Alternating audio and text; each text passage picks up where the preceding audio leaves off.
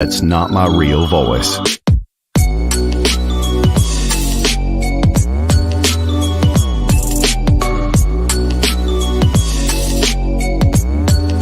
Cigar Hound Dog, DJ from Pick Jimmy, Master Your Ash, John from Cigar Alchemist, EKB from The Vintage Cigar. What you gonna do for it? How you gonna move for it? What you gonna be? And do you believe you can do anything? Thanks for tuning into the big broadcast, the bag broadcast. And now, the New Wave presents the infamous Smoke Show. Sweet. We are live. What's up, everyone? Great launch. What's going on? Gentlemen. Doctor.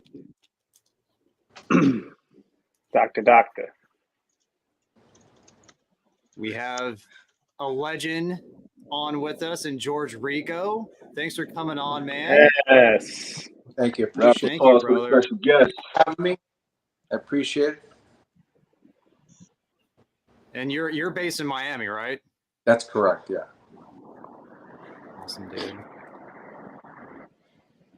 So yeah, shoot. I know you. I think you sent us all out some gift packs, some care packages, and pretty much I said this. I think I said in a short, like, all companies should do what you did, what Gran Habano did. Like, every one of your blends, every single one of your blends, like a nice magazine, like a nice, like, Beautiful all the magazine. blends explained, yeah, really high quality.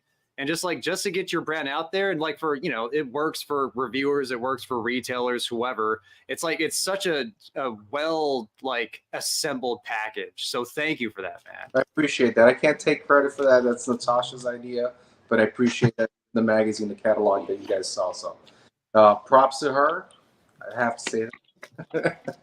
Big props to her, man. But I'm glad you Absolutely. enjoyed it. And you got a great sampling. You got some great sampling of current blends, and I think you guys got to try the new cigar that's actually going to come out. So I'm glad to hear that. Yeah. Which one's the new one coming out? So the Corojo number 7 is the cigar that I'm actually been working on for that particular one. I've been working on that focus. There we for go. 10 years now, and it's a great tasting, something totally different from what you would expect from Gran Habanos. I hope for of course, the followers of the brand to try it, and I hope that they're impressed by what I've been working on. What do you want them to get out of this cigar, if you don't mind me asking? Because I got a story that I kind of wanted to tell about, like, one of your cigars, just because of how it made an impact for me. But at the same time, like, this is a newer cigar. So, like, when you were blending this, what did you want to provide for the customer base? What did you want them to get out of this cigar?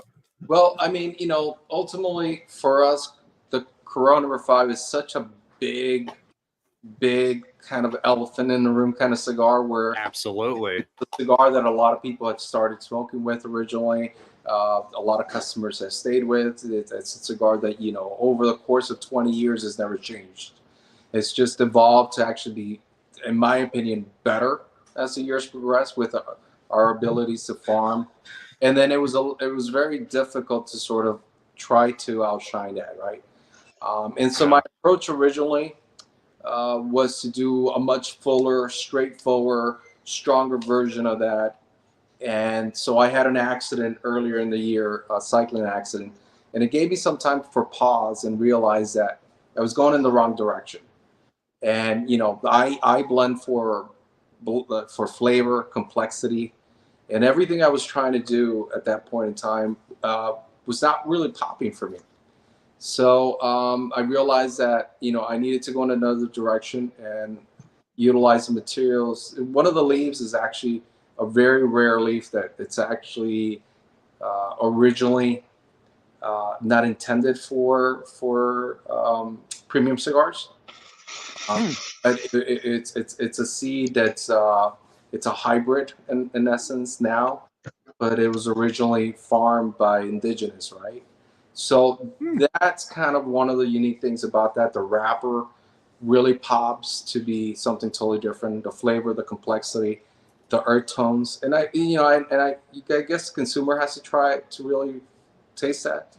But I wanted to go into a more medium to full body approach with a little bit hints of pepper and spice using this tobacco. So I'm happy to say I know there's not one company that's using this wrapper, and I hope you guys enjoy it. Nah, dude, that's super cool, man. I appreciate you going outside of the box like that and trying to improve on an absolute classic. Because that number 5, I didn't know about the brand. I'm just, I was just really getting started. This is before I was doing reviews. This is before I met any of these gentlemen. I'm just in a lounge in Fresno, California, and I pick up the number 5 and I smoke it, and I was like, "What is this?"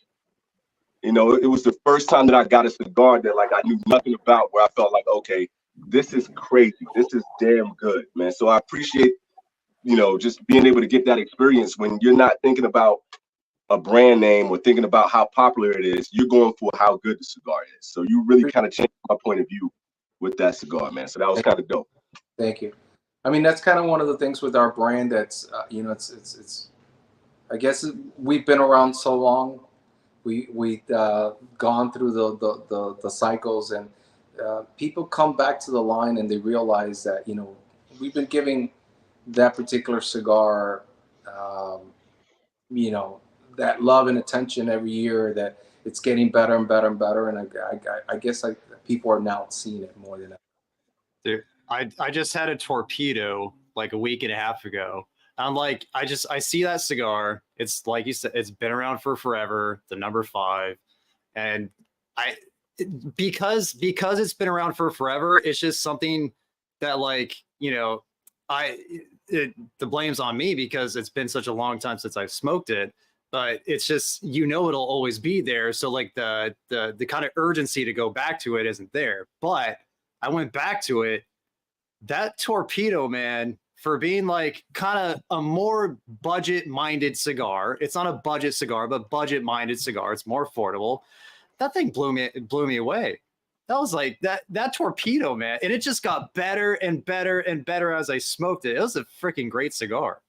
Right. I'm glad to hear that. And I mean, and touching on that, I mean, look, one of the things that my family does is the approach is we give the consumer what you would pay for $15 at an affordable price. We don't want to gouge our customer base. It's always been my mantra that, we want everyone to be able to afford our cigars and to enjoy them, smoke as many as they want. That's always one of the things that it's always kind of frustrated me a little bit, and it's because maybe I should just jack up my prices and then they would love it more. But the reality, which seems to be the formula these days. Yeah, and that's sadly that now would be a perfect time to start. I've always been opposed to that particular thing. I mean, I think it's like anything. You want to be able to give the best and be competitive, but at the same time, really have people have access to your product. And that's kind of been one of the things that I've always focused on. Yeah. Totally. In that same vein, though, so now, like, having that mentality and appreciation for your customer base, somebody, like myself, like Matt, like all of us actually that are doing reviews, do you see the feedback now? Like when people just randomly are talking about your cigar, like, yo, dude, if you want a cigar for a price, this Corojo number 5 is money. Like, you need to get that.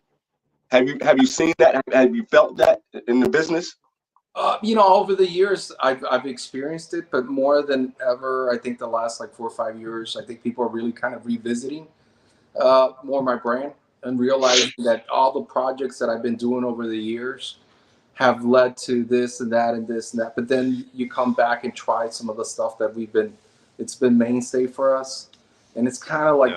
For me, the way I look at it is kind of like, I don't know, it's a classic blend with a really unique flavor, something totally different from my company that I don't think anybody's ever, I've seen other people have an approach to my blend. Because, of course, being around as long, you see that people sort of mimic what we're doing, and that's where our flavor profile is totally different, and it's unique. It's kind of like, there's something very classic. It's kind of like, the way I look at it is like, it's a nice classic Air Jordans. That's what my number 5 is. You can never go wrong. You could always go Not back. the number 1, it's the number 5 though. Yeah. So we got the Corolla 5s. And the material's great. The Connecticut, a lot of people are revisiting my Connecticut. And, one of the things that I've just been doing quietly is just improving on the materials, the farming, all the things that we're doing. So it's kind of one of the things that people are revisiting the Habano number 3, which that's a sleeper in my opinion, because Cubanese as you could get for cigar made in the U.S. for the American market. And so I would revisit that and all the new projects that I've done over the years, the Zulus, La Conquista, the blue and green. The blue and green. It's just, a lot of different things that we've been working on to try to, meet that consumer. I like to say that I try to work on things that are popular 2-3 years from now. That's kind of like what I try to do. You mentioned the American Pearl. Yeah. That was that. A spicy Connecticut. That's a blue and green. So that's kind of like where I'm going. Like the Azteca when it came out, Mexican wrapper was trash. No one wanted to say that they had Mexican wrappers. This came out in 05. People were like, I would never tell anyone that I put Mexican wrapper on it. And I was like, well, now I'm going to call it Azteca. And so now Mexican wrappers are like the hottest things. Right. All over. Yeah. One of those things, you push the boundary little by little, and then hopefully people could appreciate it sooner later rather than later. But sometimes, they come back to it. Gents, do we want to do a little roll call and let everybody know what we're smoking out of George's selection that he was nice enough to send over? Since George just talked about it, I'm going to light up the number 3, the bottom number 3, Toro. Right. I got the Connecticut right here, dude. This thing, the number 1, it is delicious so far, man. Like really, really good. It's taken me back to when I first started smoking cigars, like in the mid to late 2000s, and I mean that in the best way. Like it's nice. It's really good. Yeah. Good. KB? I didn't get a package out here in Japan, man, and I couldn't find my number 5. I was digging around for it, so I had to rush and just grab another cigar, unfortunately. Okay. No worries. Got a palm in the face. No, you're fine. I have got I believe this is Persian King Habano. Yes, sir? Yeah. George? Persian King. Oh, nice. Well, there's a natural and a Maduro. Yeah. Got the Matty right here. Yeah. So you got the natural Persian King.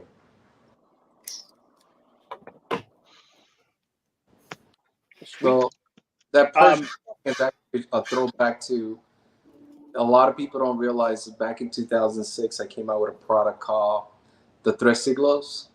So for purposes, I could admit that's where you smoke on the Persian King. That's that original Tres Siglos line. Oh, dude, that's dope. Nice. That's awesome. What is your go-to, George? What is your in your portfolio? What is your okay, when I'm kicking back, this is my favorite? So right now, I'm on a huge blue and green Corona Gorda. I think I was telling you guys, I'm a huge Corona Gorda smoker. So the blue and green Corona Gorda, it's what I've been smoking for the last year and a half. But prior to that, it was the Black Dahlia Corona Gorda. So that's kind of nice. my go-to. So if I want something heavier, I'll smoke the Corona Gorda and the Black Dahlia. If not, I'll go to the blue and green, which I smoke more than anything because it's just a lighter cigar, has a little bit of spice and pepper, it's got balance, but it's something that I could smoke more than twice a day, twice in one day. I mean, so that's. Yeah. So George, we were talking about this in the green room, but what do you consider a Lonsdale? Because we were trying to go back and forth. You said you feel like it's more like a 38 ring gauge. Well, traditionally a Lonsdale for me was more of a 38x6. Then you got, I know a lot of people say 42x6. For me, that's more of a Corona. Petite Corona is 42x5.5. We make a Corona which is a 44x6. And then we have our Corona Gorda that's a 46x5 and 5x7. What is it? I forgot right now. 5, 6, 7, 8. That's what I make. So that's my. So long steel traditionally for me was more with 38x6. Okay. Makes sense. Yeah, I've had two Lonsdales recently, like a Southern Jaw and one from Saka, and they were both 44. So that's why I said 44. But I feel like, you know, like you said, like people are starting to define these things a lot differently now. So Yeah. Yeah. For the most part, I mean, you know, it's kind of like when I came out with a 6x60 back in 2003. There was no name for it. Now it's called the Gordo. But yeah. that was what happened, and then, you know, we make one called the Grandioso and another one called the Zone, which are 66s. So, you know, it's kind of things where the industry kind of went away from like traditional cigar sizes, which had been around forever because of the Cuban sizes, and then we just started naming sizes based on whatever you wanted. So it's kind of not your norm anymore, but that's fine. I think that's what allows people to be creative, right? Yeah, absolutely. I got my wife in the chat. That's funny. Yeah. What's up, babe? Nice. She's in the other room back there somewhere. Very sweet. So man, I think that we should tell everybody that DJ will not be joining us tonight. Unfortunately, he had some things pop up last second, but he is missed, and also another big Gran Habano fan amongst us all. Yeah, And he'll he said he's gonna talk about some things later. He has a video coming out, so don't worry about him. Just kind of Yeah, he's He's good. okay. Give you guys an update. Yeah, he's not banned, so he'll give an update soon. His comment section does work. Feel free to drop him a comment. Yeah. There you go. So George, how did you get into cigars, man? Like what's your backstory? Like what kind of made you just fall in love with the hobby? Well, you know, originally I grew up with tobacco. My family actually farmed tobacco in Colombia. I mean, we came to the U.S. in the early 90s, and it was around the time the cigar boom was started, and so my dad started bringing in tobacco from Colombia. You know, that was kind of one of our things, and then we opened up our factory in the mid 90s in Honduras. And then were you one of the first factories out there? Come again? Were you one of the first factories out there? So no, we were actually at the time that we opened up the factory. It was UST was there, Puros Indios. A lot of people don't know, but Padron was there because this was like right after the war. A lot of the Oliva was there. You know, a lot of these guys eventually moved back to Nicaragua. So we were actually a very, very tiny little factory, what people in Spanish call chinchales. And it was just, 10 pairs at the time. And then chinchales, Peter. Yeah, we built our factory in the close to the late 90s, and then we started farming in Nicaragua. But so I've been in the business since my teens. Kind of just grew up around it, and then just growing in Colombia with the farming and the whole process. I grew up in a cattle ranch area, so it was kind of more that lifestyle. And then when I came to the U.S., just grew up as a regular kid here, and then just kind of the cigar boom happened, right? So early 2000s, I came on board to make the brand. It's kind of been since then, just working on cigars. Fell in love with entire life. Yeah, I mean, look, I have a passion for it.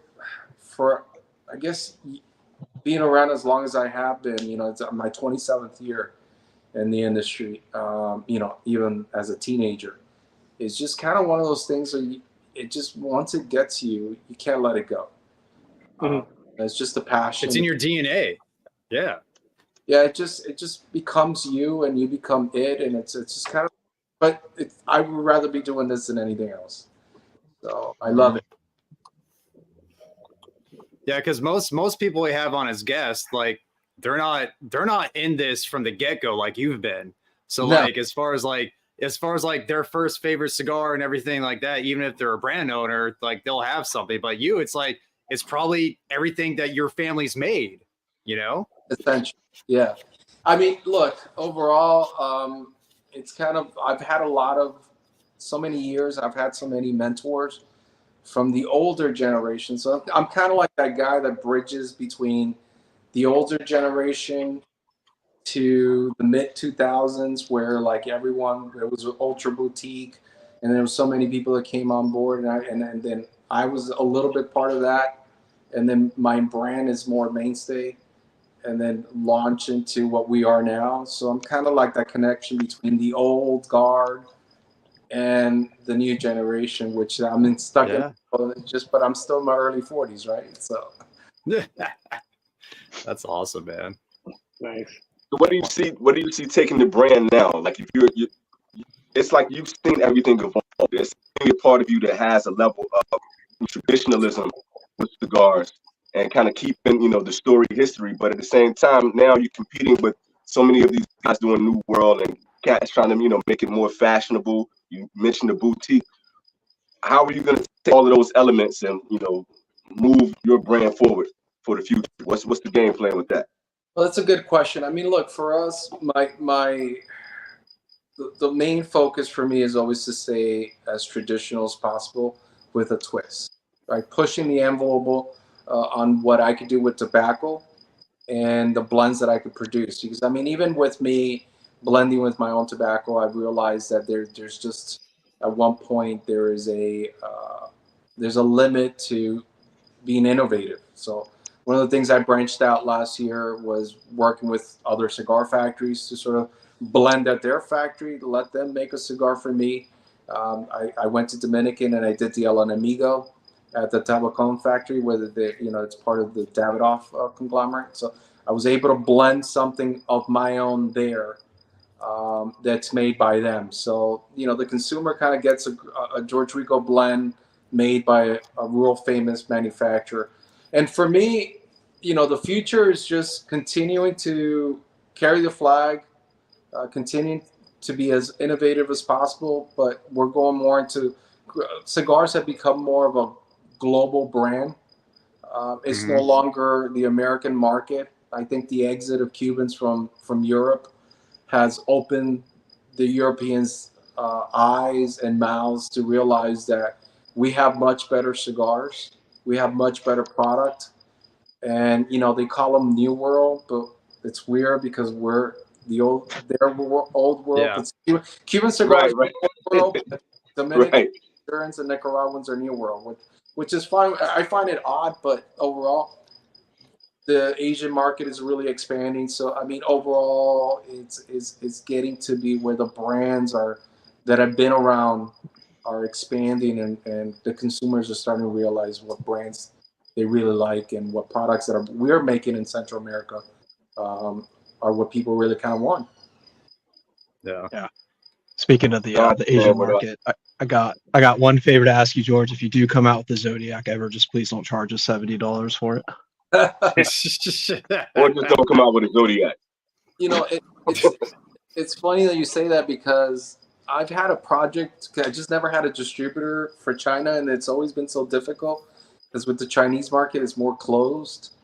To do a Chinese version of a brand for the Chinese market, but it's getting to the point where there's a lot of them out there, huh? And you got an ambassador in Japan, man. If you ever want to utilize an ambassador in Japan, feel free. Right there. Yeah. It's kind of interesting how the European consumer, is gobbling up our products. That is actually affecting us in some way, because that product is leaving more to Europe, but then also the Chinese. A lot of people don't realize the Chinese are actually coming and buying tobacco leaf from Dominican, from Honduras, from Nicaragua. There's actually a deficit of tobaccos that are leaving to Asia, to other parts, and so we're getting a little bit of a crunch. People don't realize how much less tobacco there is out there actually for the overall global market. And now supply is getting affected because they're buying so much tobacco leaf out of Central America. Are they using it to roll like Chinese brand cigars in China? Okay, like Great Wall or whatever. Yeah. So there's two main giant factories in China that I'm aware of, and it's all government owned or subsidized or however it is, and they produce. Yeah. Actually, their facilities and their factories are much bigger than anything we have in Central America. I mean, their volume smoking is so much bigger.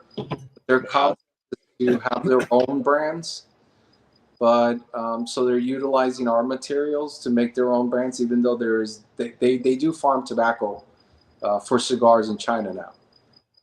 So there's a city called Cloud City where all the tobacco is grown for cigarettes, and a lot of that has changed also because I mean, 1% of the Chinese market smoking cigars is, you're talking 30 million people. Compared to us, I think we're probably the smoking about 30 million people in the U.S. I don't even think we get to that. At 3 million. So. Yeah. Have you tried like a Chinese cigar, like a Chinese tobacco cigar? I have tried one years ago but this was a long time ago. This is the first year the Great Wall came to the U.S. And I tried. That was the only time I've ever tried it. It was totally different. But of course, like anything, they've evolved. There's a lot of people that have trained them, people that have gone to teach them how to make cigars as well. So it's an evolving market. Well, would you consider? So sorry. What would you consider using Chinese tobacco in your product? Because you use some pretty exotic tobaccos, Peruvian. I see Colombian. You experiment, like you said. But would that interest you? My goal is, I know I was just part of an interview last year or this year, I think it was, for Cigar Lovers magazine, and one of my answers was, I know for the longest time I never was a big fan of Dominican tobacco for me personally. I thought being farming in Nicaragua, being in Honduras, having access to Colombian tobacco, Peruvian tobacco, some of the Brazilian tobacco, Panamanian, Costa Rican, all that, and even Mexican, I never was a big fan of the flavors of Dominicans. But then, I worked on this project with the El Enemigo, and it made me realize, and my answer to that question was, there's no such bad tobacco. There's just bad farmers and people that cure it wrong, right? And process. And I didn't have access to probably great quality tobacco at the time. That was my prejudice towards the Dominican tobacco. So to your point is, I would try their tobacco. If it was good, it's flavorful, if it's something that could contribute to one of my projects, I would definitely do it. Yeah. Because I see brands like Principal using Zimbabwean. Like, is it particularly like good by itself? Probably not, but does it add like a certain unique element to a blend? For sure. Like, it's distinct, Yeah, I mean, I think that's where it comes down to blending capabilities. I mean, and how but a lot of people don't realize that just making a cigar and choosing the components, it's not just that. There's a lot of other things that go into making a cigar. I mean, there's tobacco placement. Just because of the fact that you have I don't know, Nicaraguan viso that goes next to a Costa Rican Ligero, they might not interact well at the. Put like a Habano Ligero and then put a viso and then put them. Just the placement of the tobacco just changes the blend entirely. Then you have the actual tobacco that you're blending with. You have the shape. You have so many different variables that anything could add to a blend. It's just you have to know where it's got to go. That's really and also, and it's like it could be completely different 6 months down the line. It's like it's so time consuming in that regard too. Yeah, I mean, it's kind of very difficult because, but you know what? No, as a cigar maker though, you kind of do know when you're striking on something, because when you're making a cigar and you're blending, when something's not gonna go any further. And I mean, you got that 1 inch, and you're like, no, and you don't have to go much further. Once in a while, you will be surprised by something that evolves later on, because I mean, I do that. I'll make a blend and I'll I'll keep it. If it was worth keeping, I'll keep it for like 6 months to a year, and then I'll go back to it. And sometimes you'll be surprised, but it's not where you wanted it to be up front, as opposed to, for it to evolve, not age wise, where the humidity leaves the cigar, and that's a difficult part. Have you had a blend come out like a full release, like its own line that was like that where you tried it initially and you're kind of but then you had it later on 6 months to a year and like, oh, this is something here?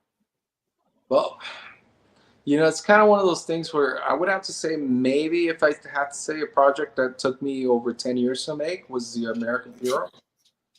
So, oh man. So, no, that's the thing. I mean, I don't come out with a lot of projects right away. I mean, I could, do a lot of limited releases all the time because I do work on a lot of projects constantly. But I'm always kind of branching out into like going in a direction where you find something that's like, okay, I could go in that direction later. But for the most part, the American Puro was probably that cigar where I would blend it, I would smoke it, the American Puro, and then I would smoke it and then come back for a year later, not like it, and then like 2 years later, come back to it and realize that, okay, that was good, and what did I need to do? And then, so it evolved over a period of a long time for me. And it was just because I always wanted to use pipe tobacco originally, which that's what it was. I mean, Dark Fire Cure, Kentucky Dark Fire is a pipe tobacco that was used. And, I wanted to go in that direction, but I always felt that it was overwhelming. And so changing components. That's the one fire cured cigar that I thought wasn't overwhelming. Like, and at the times, like there was, I think KFC came out that year, the whatever.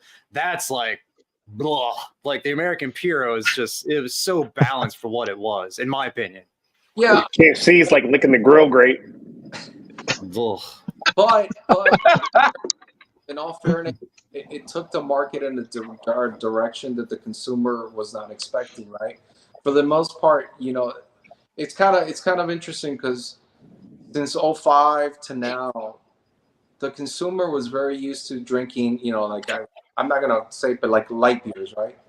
And then you had these, like my Corojo No. 5 was a very strong cigar when it first came out, and that was like really strong. Then you had the KFC. I mean, I think the Liga came out after that. Then you had the Double Ligero by Lido. So you had a lot of double IPAs. So things evolved, and I think the progression of the Liga was a progression of what all these other projects that came out prior, and so the consumer was actually demanding and wanting that. And so I've always kind of even keeled, always like, no, I am going to do medium body, medium plus, maybe full flavor. And if I could go up to full body a little bit, I'll do it, but I'm going to stay here. And that was kind of like the idea with the American Puro. It's like, I'm looking for the consumer that really wants to pick something that is going to entertain them, right? Yeah. And so that's my approach to it. Flavor, then strength. And if it looks bad, because like as an example, I don't think it's that great of a looking, the Corojo No. 7 that's going to come out. But that wrapper is what adds the flavor. And I realized that you want to just be able to have, it's not like my traditional Corojo No. 5, which is a really shiny wrapper. We make sure we collect the best receipt. This flavor is it's more, I don't know, rustic, but in being rustic, it contributes to the blend. And so, I don't know, if it adds flavor, I'm all for it. What's the wrapper on the No. 7? Or a wrapper that you're looking to use in the near future, something that you're going to use coming up, or something you have an ambition, like, I haven't used this yet. I want to get this in one of my blends. So the Corojo No. 7, it's a wrapper that's undisclosed. We're not where it is because I've done that in the past, and then I have no access to that tobacco in the future. Right. Yeah, it's all bought up. I'm farming it, which is good, but that wrapper's taken over 10 years to farm.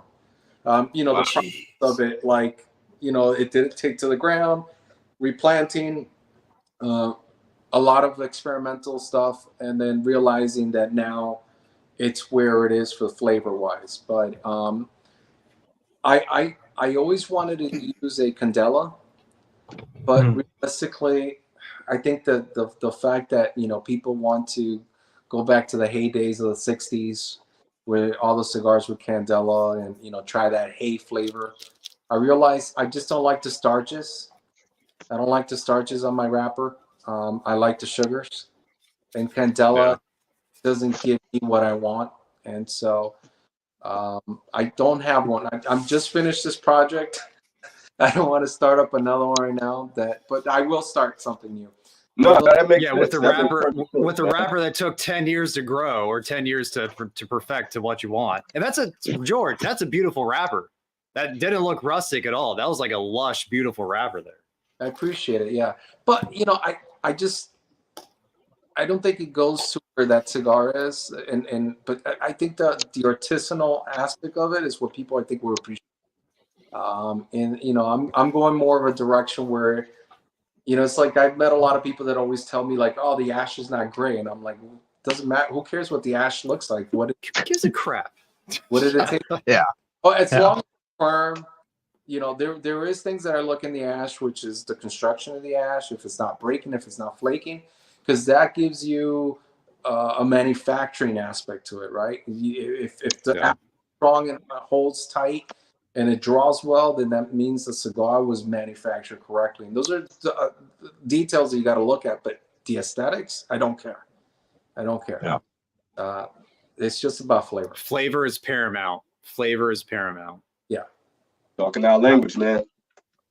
Dude, I'm bummed out because I had such a good stack of ash on this thing, and then I just jerked it off. But that was weird to say. Anyways, the burn line, man, on this, the construction's been just perfect, dude. This is so What'd you do to that? Yeah, I know. I'm tired, man. Yo. I meant like anyways. Yeah, no, I'm gonna stop there. Well, I'm gonna stop. I'm not gonna dig myself into a further hole on that one. Yeah. Some of my brain cells went out with my tooth, so No diddy, John. No diddy. All right. Oh man, moving right along. This Habano, this number 3 is great, man. It's been years and years since I've smoked it. It's such a perfect like medium plus, like just caramelly sweetness. Just it's right up my alley. This is very good, and this is once again another budget-minded cigar. Yeah, so's the king, and this is fantastic as well. Yeah, I mean, one of the notes that I try to look for, that you could find in my cigars, I do like a little bit of citrus. So you'll always find a tad bit of citrus on it, and it's just one of the components that I use in a lot of my blends. Just to get that little citrus finish, I do like a little bit of a cedar or like earthy tones once in a while. So I'll look for that in the blends when I'm trying to make a cigar. Yeah, it's very balanced. That's what I noticed about the Corojo number 5 when I reviewed it. It's a very balanced blend altogether. And really, like I'd say, because the El Enemigo, same with the 20th anniversary, balance is something that you do very, very well. Like not one note like pops way above the other notes. It's just very like a well packaged flavor profile altogether. Yeah, I mean, I try to find subtleties in the blends, right? So it's like you want to be able to smoke the cigar, and then here comes a little hint of like vanilla or coffee or dry fruit.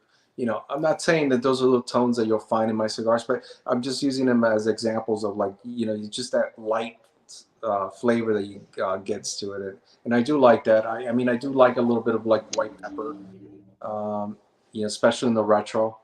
I like that for it to pop a little bit, so I'll look for that in my blends. But dry fruits, I do citrus, and the sweetness, I do like that a lot. But then you want to stay with you want to balance it out with some of the earth tone flavors like cedar and You know, what people kind of describe as leather. I mean, I know no one chews leather, but it's sort of those flavors that balance the blend out, right? So yeah, it's like a binding agent flavor right there, leather. Yeah. But yeah, just every cigar that I've had of yours recently and in the past, I've never experienced like a pepper bomb, which I really appreciate because I have a very weak nose when it comes to pepper spice, and I love to retrohale. So I really appreciate about that about your blends. Well, I'm interested to find out what you think about the Corona number 7 when you smoke that later. Let me know what you think about it. I did try to go after a little bit more pepper on that. Okay. Nice. But it was because it's something that you normally don't find in my blends. And so, of course, like everything, you want to go into a different direction, you know, because I can't also expect my customer to smoke the same cigar every single time. And every cigar that I make is totally different. But there is, of course, something that holds it down to what I make, and you know, of course, that signature that you want, right? But that being said, I think this was a little bit more outside of the line from what I'm even comfortable of bringing out. Okay. We were talking I was gonna Sorry about that, man. I didn't mean to step on you. I was gonna say I was gonna smoke that tonight, but I'm gonna save it for review. Just with it being new, with it being, you know, LE, you know. Yeah, and that's So- going to come out in August, but I might release it earlier. Reason why is, you know, we're not having a trade show this year. It's moved to, so, you know, we wanted to part of that. I might switch one of my, we're going to do a sampler that does, so I'm reblending all of my blends for this leather pack. This, it's a remix. I call it the remix sampler. So like the blue and green is going to be remixed. The Black Dahlia, the Corona number 5 is going to be remixed. So alternative versions of what ifs, right? But that's supposed to come out earlier. And so I'm thinking of bringing the Corona number 5, number 7 out than August. Nice. It's awesome. We were talking to Sanj a few weeks back about, like, you know, having diversity in your portfolio. Just, you know, not all of your cigars are going to taste the same. And also, like, consistency is, you know, like with flavor, those are probably the most key components. Like, you want to be able, when you grab, you know, a cigar, you want to be able, like, hey, I know I can smoke this. I know it's going to taste good. And you seem to have that part of your philosophy. But what are you doing as far as, like, the rollers and having the quality control in there? Because that seems to matter to you as well. Like, how do you go about keeping your cigars smoking the way they should with a nice draw and the whole nine? Well, I mean, you know, one of the things that we have a very structured way of the way we do our manufacturing, right? I mean, every cigar that you're going to smoke is going to be draw tested and weighed. I weigh every single cigar. I mean, and we don't produce a lot of cigars for standards compared to other factories. I mean, we only have about 50 to 60 pairs. That's what Gran Habano. We don't have 300 pairs. We don't have 400 pairs. I mean, you know, our focus is on the quality of cigars, that we continue to work as a family and expand what we do. But everything's very meticulous. You have to do the tubular style. You have to the positioning, the rolling, how much tobacco you use. One of the things that you'll find with one of my cigars is that we do not 100% ever. We won't let it go through if you feel a spot. You know, and that was one of the things with our cigars. We packed them with tobacco. When I first started selling cigars, people would be like, "Whoa, your cigars are way too heavy. This thing's not going to smoke." This is 20 years ago, of course. But people were surprising us because we have our standards that we utilize every single time to make our cigars that we stay true to. And that's our focus. Make sure that we just, everything has to be done exactly the way we've always established it. So it's very important. And I think that's kind of one of the things that we don't rush things out. If you see, sometimes we do sell really well, but a lot of guys will be like, on back order for a while. But it's just, I'm not going to send you a cigar that's not going to smoke well. Because representative of what we're doing, you know, and that's kind of what's let us survive all these years, in essence, as a brand, when everything in the market has changed and evolved, and it's just, and that survived. I mean, we thrived, but it's because we've been doing things the right way, in my opinion. Everyone's different, but that's the way I feel about it. So what's the big benefit to doing tubular or estrujado versus the folds? So do y'all only do tubular on all your cigars? Yeah. So there's the three ways. There's the fold, which just basically is kind of like a book. That's like the worst because it just traps air. You could get pockets where like airflow. It's not. You don't want that. Then you have estrujado, which is basically kind of like an accordion, kind of, which you crunch it up. You still get some draw. It's easier to make. A lot of people utilize that because a pair of rollers can make cigars a lot faster as opposed to the tubular style. But the best way to do it is the tubular style, in my opinion, because of the fact that you have more access to airflow. There's consistency. But I'm not saying that, estrujado is bad either. That one's not as bad. If you, in the 90s, towards the end of the cigar boom, everything was being rushed, and that method of the book was the one that became the most popular. Mhm. You could see it in a cigar where it was just like, it'll be like, you could see an S shape almost. And those are the cigars everybody hated in the late 90s because they never smoked. And so we do our way. We tried different methods. We used to do the estrujado for a period of time, then the tubular. I think we found that it's a little bit more time consuming, but it gets better airflow. Got it.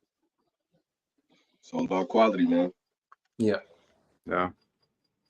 All right, fellas, I got to roll, man. I wanted to come on. I wanted to get a chance to meet and talk with you, man. So, thank you for coming on our show. Thank you for actually giving, such good, information to our viewers, man. We appreciate you. And I'm sorry I got to, head out, man. But I'll catch you fellas on the backside. Later, Thanks Gibby. for hopping on, man. Have a good day, bro. Peace. See ya.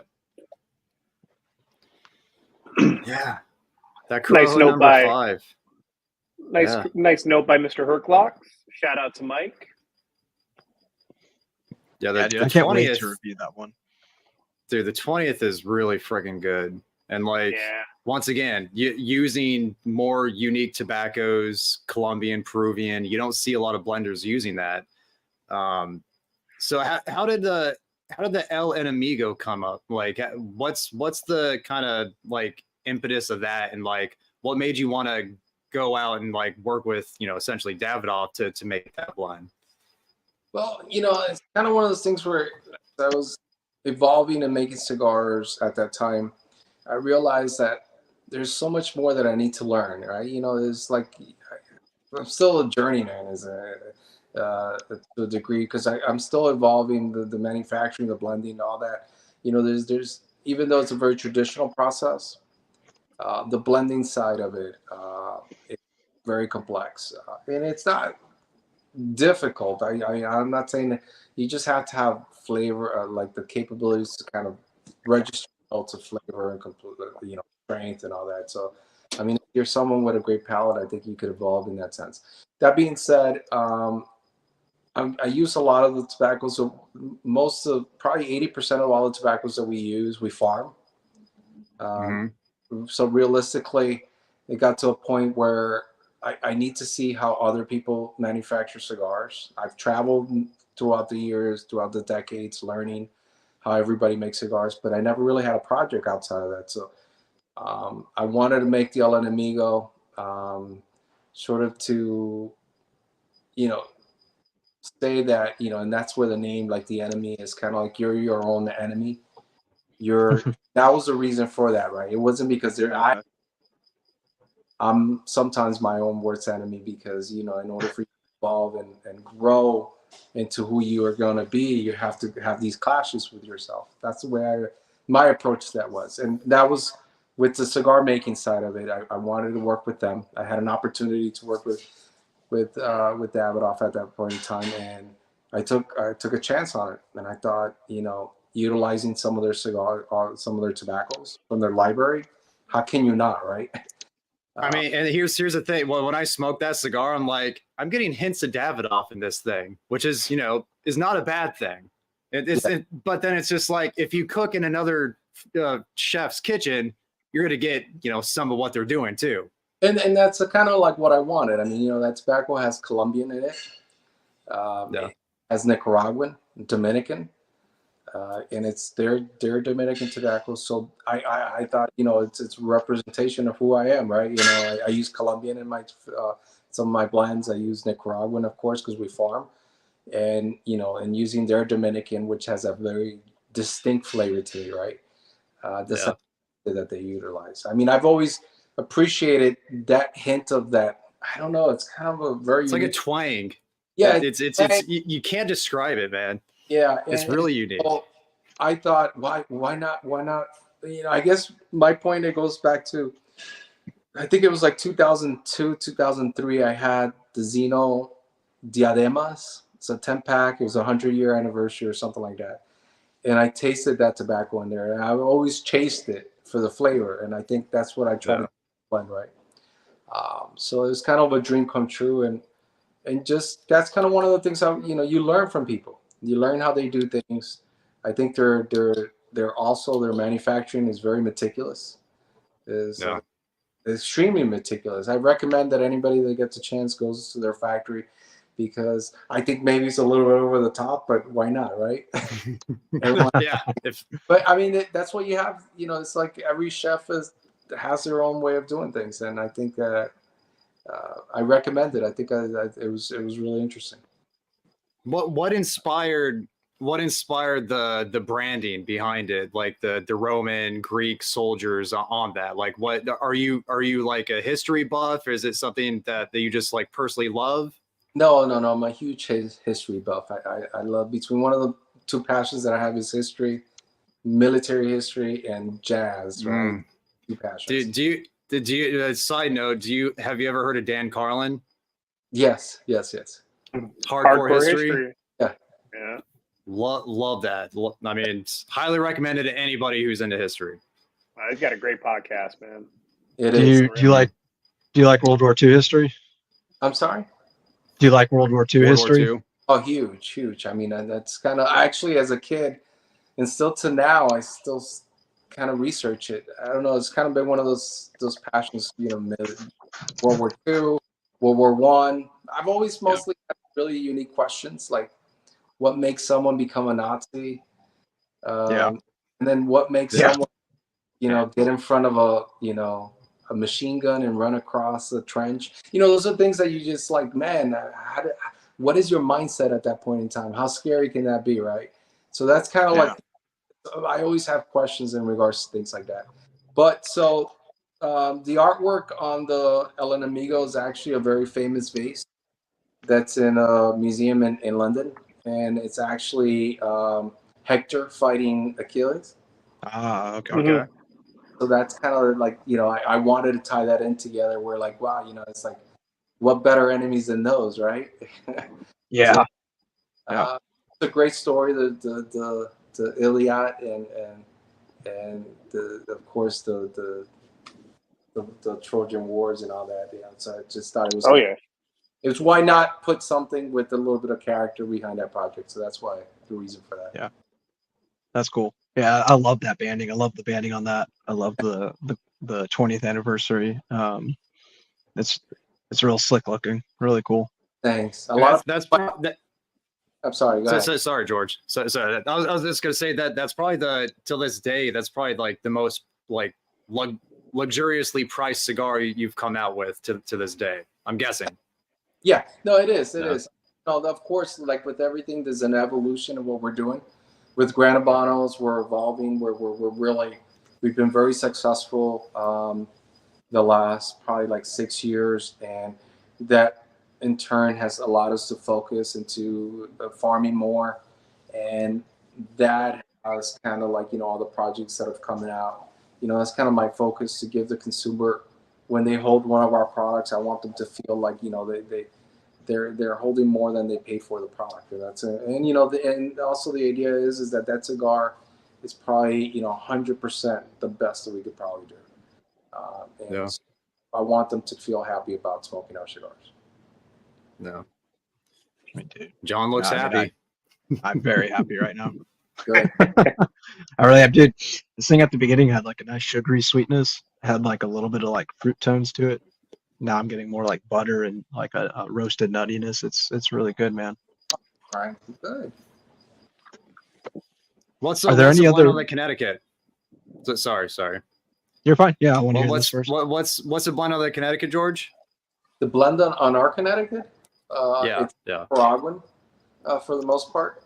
The Nicaraguan, I think it does have a little bit of Colombian, and then It's the Colombian that you use, is that from farms that you have in Colombia with your roots there? Yeah. So I farm in quite a few different countries now. We just started our new project in Honduras. Believe it or not, that's one thing that people don't realize. That we've always been a Honduran cigar factory, but all of our farms in Nicaragua, right? So Yeah.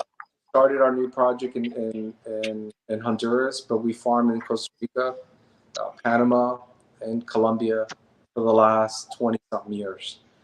So that's kind of been our focus with our farms in Colombia is more for the cubita.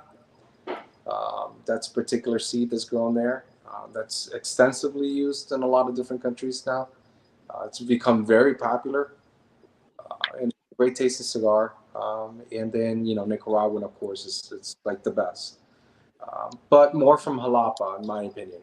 Everyone will be particular to their Yes. quality, but I think Jalapa has everything. It has flavor. It has, with the beast, Preach. it has strength with the barrel, and then even aroma, all the things that you find. But Honduras this year is becoming something very unique. I think Honduras, and of course, it's become very difficult with Nicaragua, the political instability, the people fleeing. It's getting extremely difficult to find people to work in Nicaragua. So that's what led us to try what we're doing. But coming out of Honduras, very unique. It's the same seeds, and we're seeing some really good results that hopefully you'll see in our. But I think in the next, I don't know, 5 to 10 years, Honduras might be bigger than you think. The new Nicaragua. 100%. I think overall we have labor, we have great workforce, we have a very actually I've always felt that the Honduran cigars out of all the factories, manufacturing wise, were always better in my opinion out of Honduras and Nicaragua. Just the flavor, of course, of the Nicaraguans was a little bit better for what the market was demanding at the time, right? Yeah. I've heard that. I've heard there's more and more people looking to Honduras with what's going on at Nicaragua. So it's interesting you're saying that too, because I've heard rumblings about that. Yeah, I mean, you have a lot of big players there now. There's a lot of the big factories are moving to Honduras. That's more labor related, but in doing so, I think it's going to create a little bit of a stress at first, like everything. But we're in a situation where I think the town that we're in Dunley, and then Paraíso, there's two towns that all the factories are in, can handle the growth. But in doing so, I think that's going to lead to more awareness of what we're doing in Honduras. And I think, it's going to shine brighter. That's I think, in my opinion. I think it seems like more and more brands are starting to change people's perception on what can be done with Honduran tobacco too. Like even Plasencia with the Cosecha series. I feel like it's just becoming more and more on the map. I haven't had their cigar yet. I heard great things about it. I haven't had it. Well, listen, Camacho originally, what they used to do with their, and then I think some of the stuff that they're doing with what goes back to what's the name? Man, I can't believe Aladino. Aroa, yeah. I think that's a real throwback to the original Camacho. If you're a big fan of that, I think, out of Honduras. Even some of the stuff that's made out of the Davidoff factory in Honduras. Those are some good cigars. So there's a lot of great stuff out of there. I think it's just always, the Rocky Patel has always been made, if you like the edge, Honduras. So a lot of people don't realize that we actually produce a lot of great cigars. I think, it's just there's a lot of great brands that kicked off and became really big out of Nicaragua, and it kind of took the limelight. But I think, you know, there's some realignment going on. Yeah, makes sense. I'm so glad you mentioned Jalapa, man. I'm such a huge Jalapa fan. If there's a cigar that has Jalapa tobacco, I'm probably gonna like that cigar. So yeah, I think for me the best cigar in the world is Jalapa Visto, Jalapa Seco, and Jalapa Ligero in a blend with the okay. from Jalapa. I think that's, I mean, I've had cigars like that in the past, and that's what if you're smoking the Persian King, that's what that is. Okay. Mm-hmm. Rawr. It's a balanced version of all of that. Okay. Crap. I'm gonna have to go grab that one. Yeah, I'm gonna go review that. So, George, what do you think? What are your personal feelings towards Ometepe tobacco? I know Carlos. I'm really good friends with Carlos Sanchez. He's one of the main guys at Farmsy, right? I look up to him, phenomenal character. I mean, I recommend if you get a chance, guy, great person, great peoples. And I've tried it. At first, I was very apprehensive about it because it was something that I was not kind of honestly felt that it was balanced. But now I want to use it. Actually, I just spoke to him at the trade show, and I want to use it. And I want to experiment with that because I did try one of his cigars after a while back, and I realized that there's so much more that could be done with that I want to play around with it. But it just adds like another level to what we're working with, right? You know, it's another ratchet for your chest, right? So you could just like tool, and so I think that's really good. At the time when I first originally tasted it, I thought it's a little different, but then now I've grown to appreciate it. I think it's a great tobacco. I think it gives a different flavor.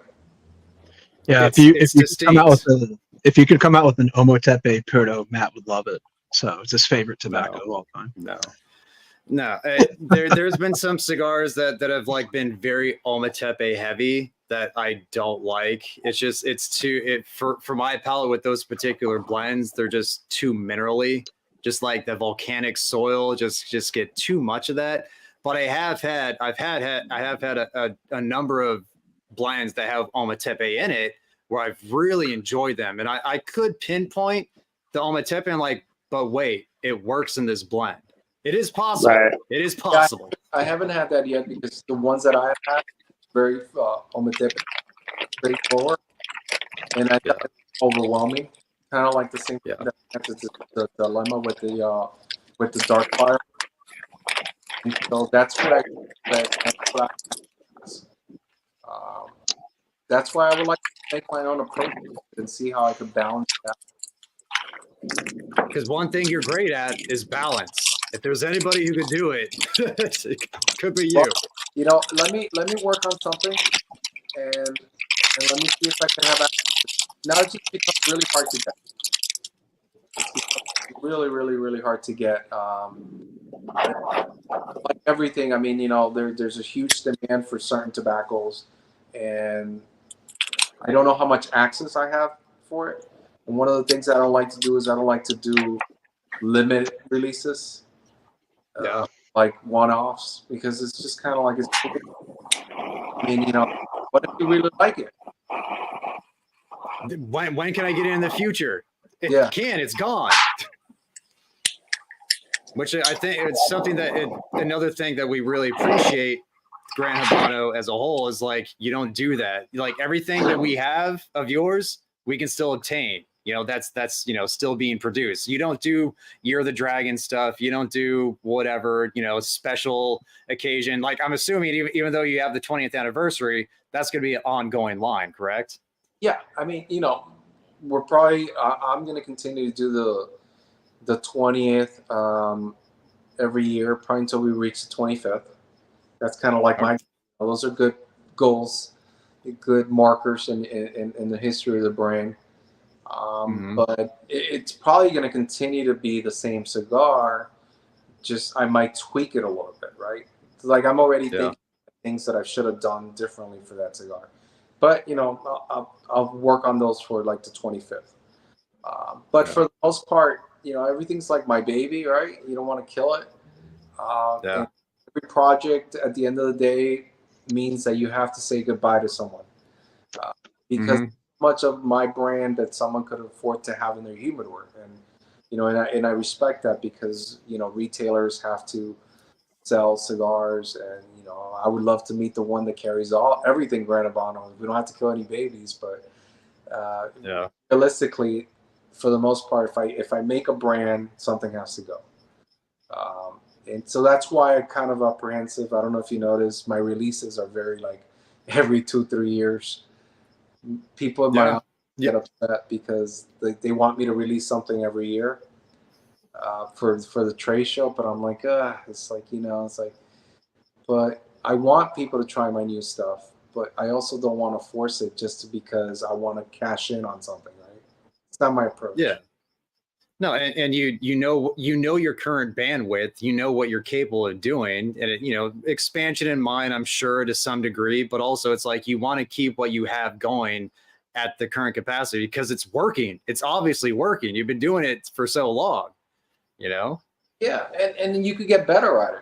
I mean, and really what it comes down to is just getting better with the tobacco. Okay, so there's a limitation to what, but I think, for us, it's kind of aging the tobacco, curing it, storing it, and utilizing it when it's ready to be, right? So that's kind of like the goal behind everything.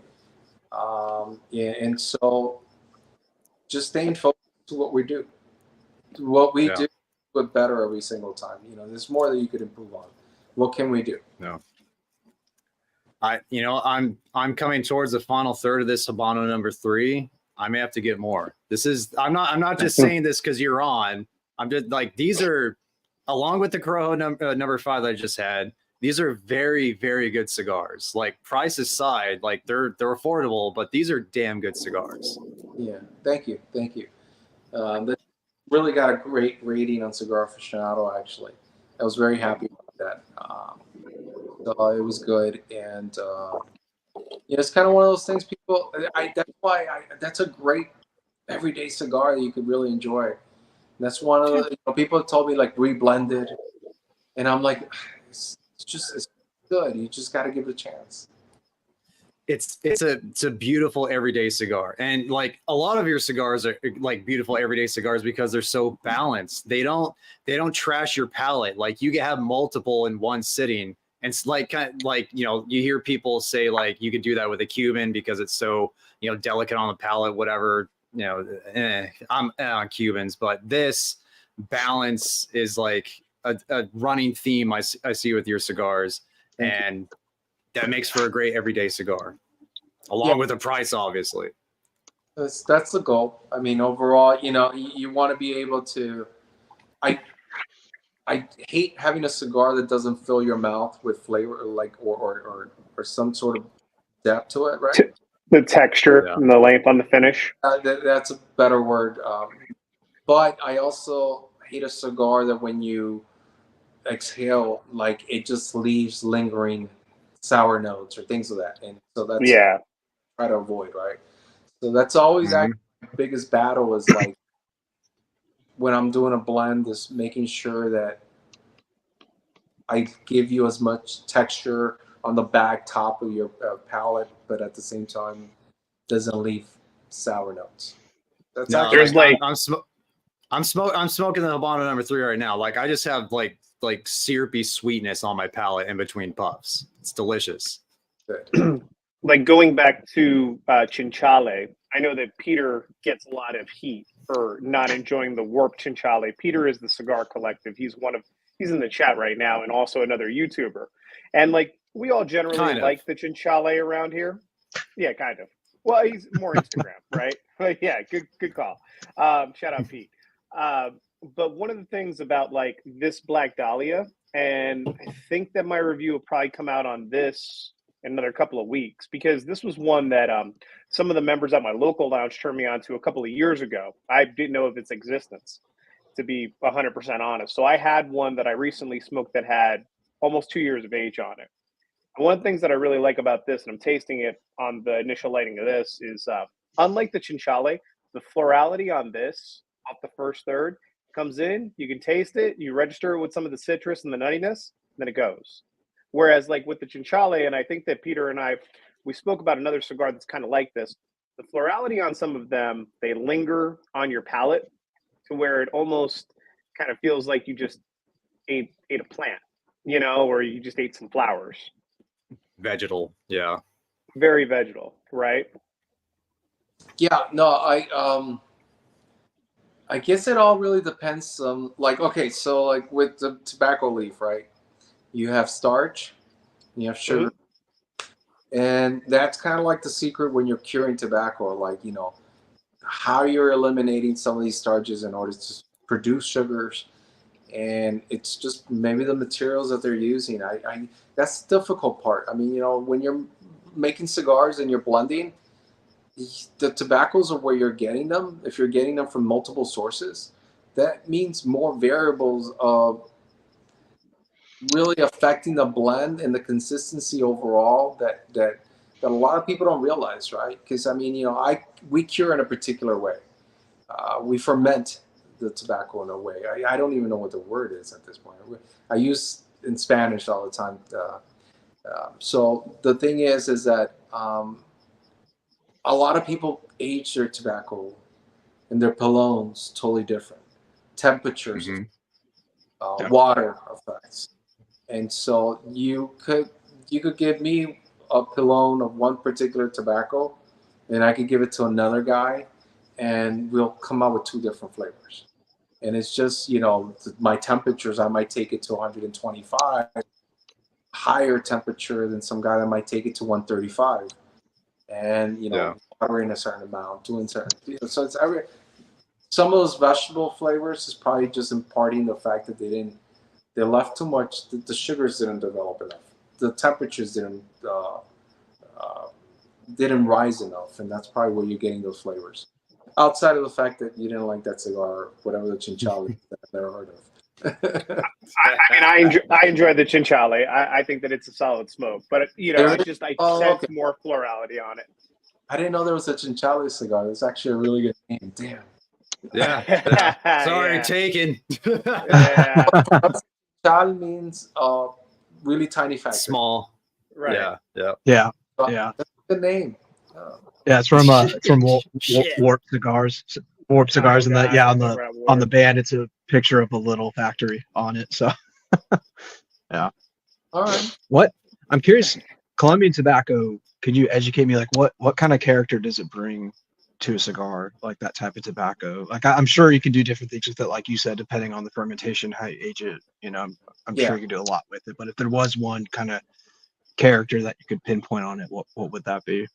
So it could be a little bit sour, depending on how much you use. Very aromatic. That's definitely something that aroma, complexity. That's kind of one of the things that you'll find from there. Depending on the region that you get it from and the time of year, right? Because there's a lot of this is one of the tobaccos that they could actually farm all year long. So there is two types. That's the one thing that a lot of people don't realize, and I'll tell you. There's two types of Colombian cubita. There's the rainy season cubita, and then there's the regular not rainy season cubita. Which what happens is that when they farm it in the rainy season, it's better as opposed to when they do it in the drier season, because they farm it at a lower region. And so those are more like semi muddy grounds or fields. So it's very very sour, very bitter. And that's the one so people that buy Colombian tobacco, they don't know this. I'm just kind of explaining to people what the two versions are. So, you know, they're utilizing them for their blends, but they don't understand that there's actually two different growing seasons, but you grow it throughout the whole course of the year, right? It's the one with the rainy season. It's a lot more flavorful, more aroma. Got the caramel sort of citrus aroma to it. But used wrong, could ruin a blend. Give sour, bitter, pungent sort of flavor. So it all depends. It's a great tobacco to blend. I use it as a hint, not as a feature of my blends. The main course, yeah. A little modifier. Yeah. George, Ben had a question for you in the chat. Wanted to know what your thoughts are on top 10 lists and top 25 lists. So just lists in general, like year end. I think, all right, I'll be honest, right? I think they're great for selling cigars. There's some that I do respect. There's a couple of them that, I actually won one this year from beer. Nice. Yeah, so, the 20th was actually a cigar he picked. Of course, it's my cigar, so I feel like his is more legit than anybody else's. That being said, the truth is that there is some really good ones depending on the parameters. And I liked his parameters. I was actually very surprised that I won, which I never really wanted anything in the cigar industry. But I think some of these things are paid to play. And I'm the play guy. I let everything sit on my merits. The reality is, of course, I want to sell 30 million cigars a year if they're done right. And I want to make more money, and, I'm in a business. But the reality is that, it's, some of these are legit, some of these are not. And I'm not going to say anything more than that. It's just, I at the end of the day, is the consumer has to have his own top 10. And those are the top 10 cigars that he likes. And in reality, it should be 5 that he smokes, throughout the course of the day. And I might piss a lot of people off on saying that, but that's just the way I feel about it. But if I win any of those this year, they're legit. Yeah, they're all legit. Yeah, they're all legit. You get a That's pass, man. cigar aficionado. No, they're nice. Ben had a follow-up to that. He said he worked for his dad for 15 years. And how has it been having your dad as an influence? Good questions, Ben. That's a great question.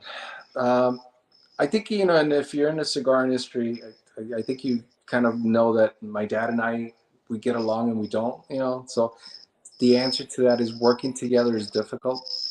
But he's been very influential in the way I've kind of developed myself, and understand and the savviness of business and all the things overall. But, and it goes to the original part that I was going to say is working with your family sometimes is a lot harder than working with people that are not family. There is that essential, what's the word? For the lack of a better word, would be, you know each other so well that you familiarity. Yeah, you cross those boundaries that you would not normally do in a professional setting. And You know what buttons to push with your family because you know them so well. Yeah, and so that being the case, sometimes, and then also the fact that overall, it's 2 different generations. My perspective on business and how we should do things is different. But you always got to listen to the elders in essence, because they've already been there, done that kind of scenario, right?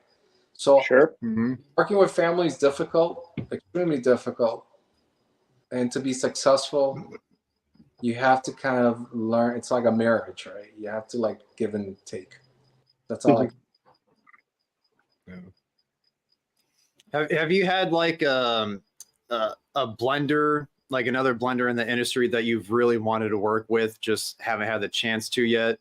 Or are you so focused on what you want to do with your own tobacco and your farms, that's kind of like on the back end? No.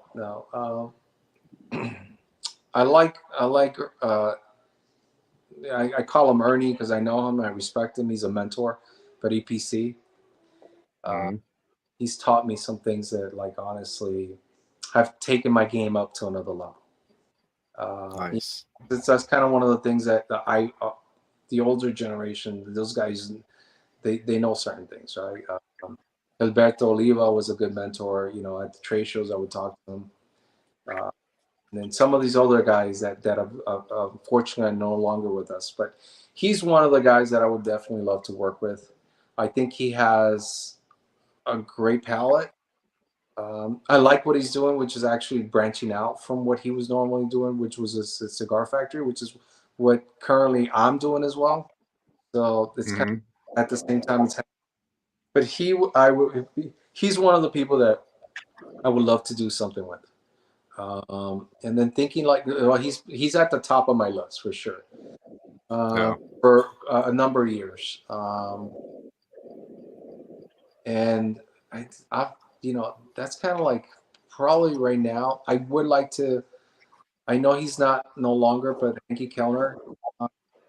But I know Junior, and I did a podcast with him. I think he seemed like he really kind of understood, and I felt like he's someone that I could work with probably. But yeah, that's a kind of, and then Dion. Always did appreciate Dion's palette, really. And he blends a lot more like I do, where his stuff is not really strong. Balance. He also blends in sizes that you like too. The Corona Gordo, the Lonsdale, the Rothschild, those like traditional Cuban size, smaller ring gauge. Yeah, and that's what I like. His MK2 was my go-to for like 5 years outside of my back in the like mid 2000s. That was kind of like my go-to cigar. I would buy it by the box, and I make cigars, right? Yeah, I mean, I think those are the guys that I would definitely right off the bat, if they said, "Hey, you want to work on a project?" I would definitely say yes. Awesome, man. Do you find yourself like smoking like cigars outside of your portfolio, like other people's cigars, like really like learning from them, I guess, in a way, like as far as like what a profile can do? Do you find yourself doing that, like experimenting with other brands, smoking them? I do when I buy them. I'm not super critical about it, but I do smoke other people's stuff, and I make mental notes of what they're doing and what I like. For the most part, when I buy them, because I don't smoke. If you give me like a 54, 50 ring gauge, I won't smoke it. It's just I find it comfortable for me. But and I make a ton of 6x60s, but it's kind of what I like. So I smoke is what I buy, and I'll buy it. And if it's something that kind of calls my attention, that's kind of unique. But for the most part, I'm always looking for something interesting. I don't smoke a lot of boutique stuff because I just honestly, unless it's like and I have like my manufacturers, because I know who makes cigars and who doesn't, right? So the reality is there's a lot of guys that have brands that I'm glad and I'm happy for them, but they don't have their own factories, right? Yeah. So the guys that I'll smoke is anybody that has a factory by their stuff.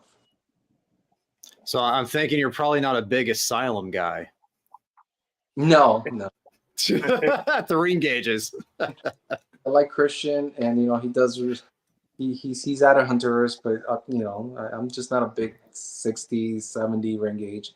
I know he's got like 100, but not to say they're bad.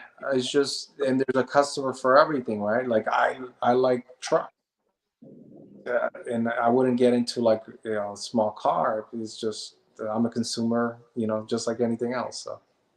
Yeah, it's a time commitment too. Like I don't have the time to smoke a 770. Like, come on. Like I'd much rather smoke like 2 Robustos or 2 Coronas than smoke one cigar that size.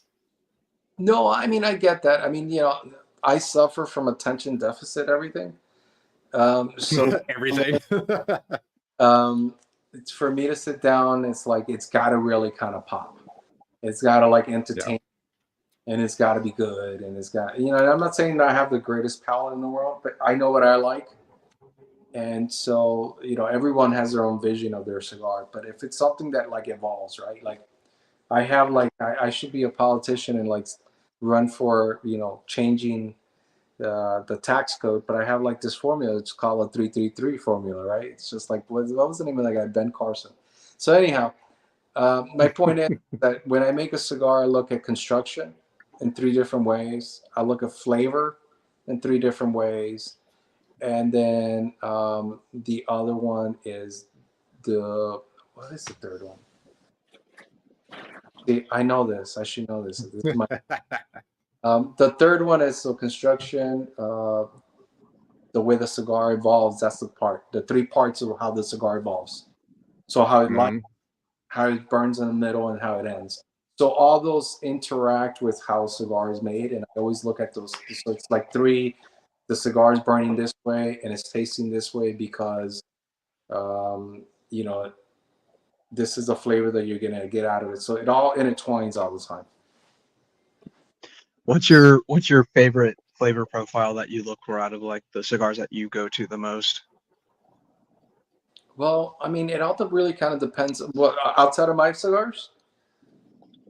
Just in general, like, you know, just in terms of like the cigars that appeal to you the most, whether your cigars or other people's, just like what are those flavor notes or that flavor profile that just appeals to you the most?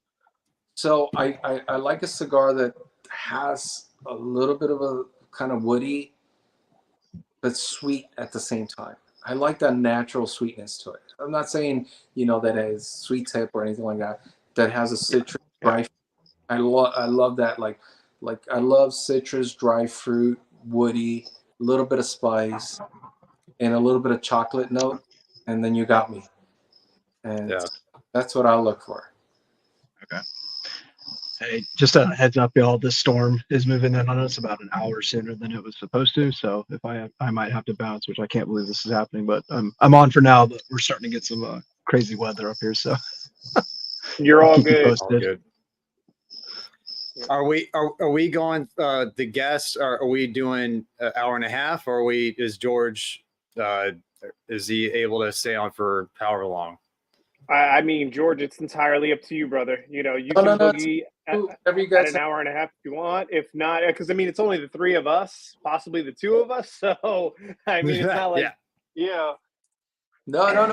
However long you have me forever, as long as you want. Any questions that you have in regards to anything that you want to know, I'm here. Of course, you know, if you have to go, that's fine with me. no, dude, you're fine. You're fine. I mean, if it was like DJ and EKB and stuff like that, then we could, you know, we'd leave it up to them to decide. But you know, if it's just going to be the 3 or 2 of us, then by all means, we'd love to have you for as long as you want to hang on.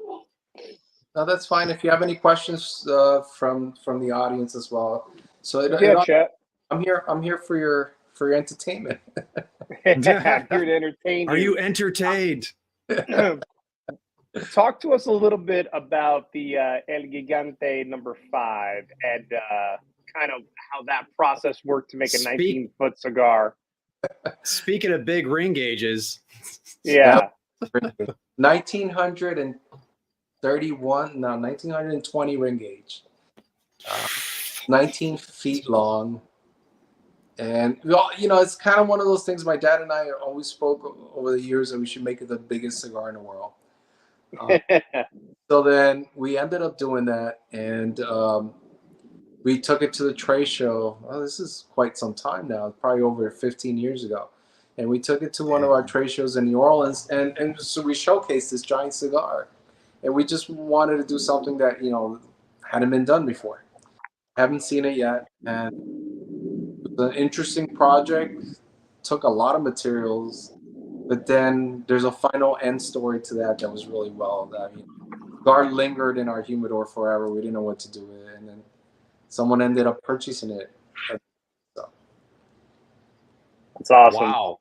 Yeah. I wonder where it's at and how it's displayed. If it's displayed, is it in storage? Like what do you do with that?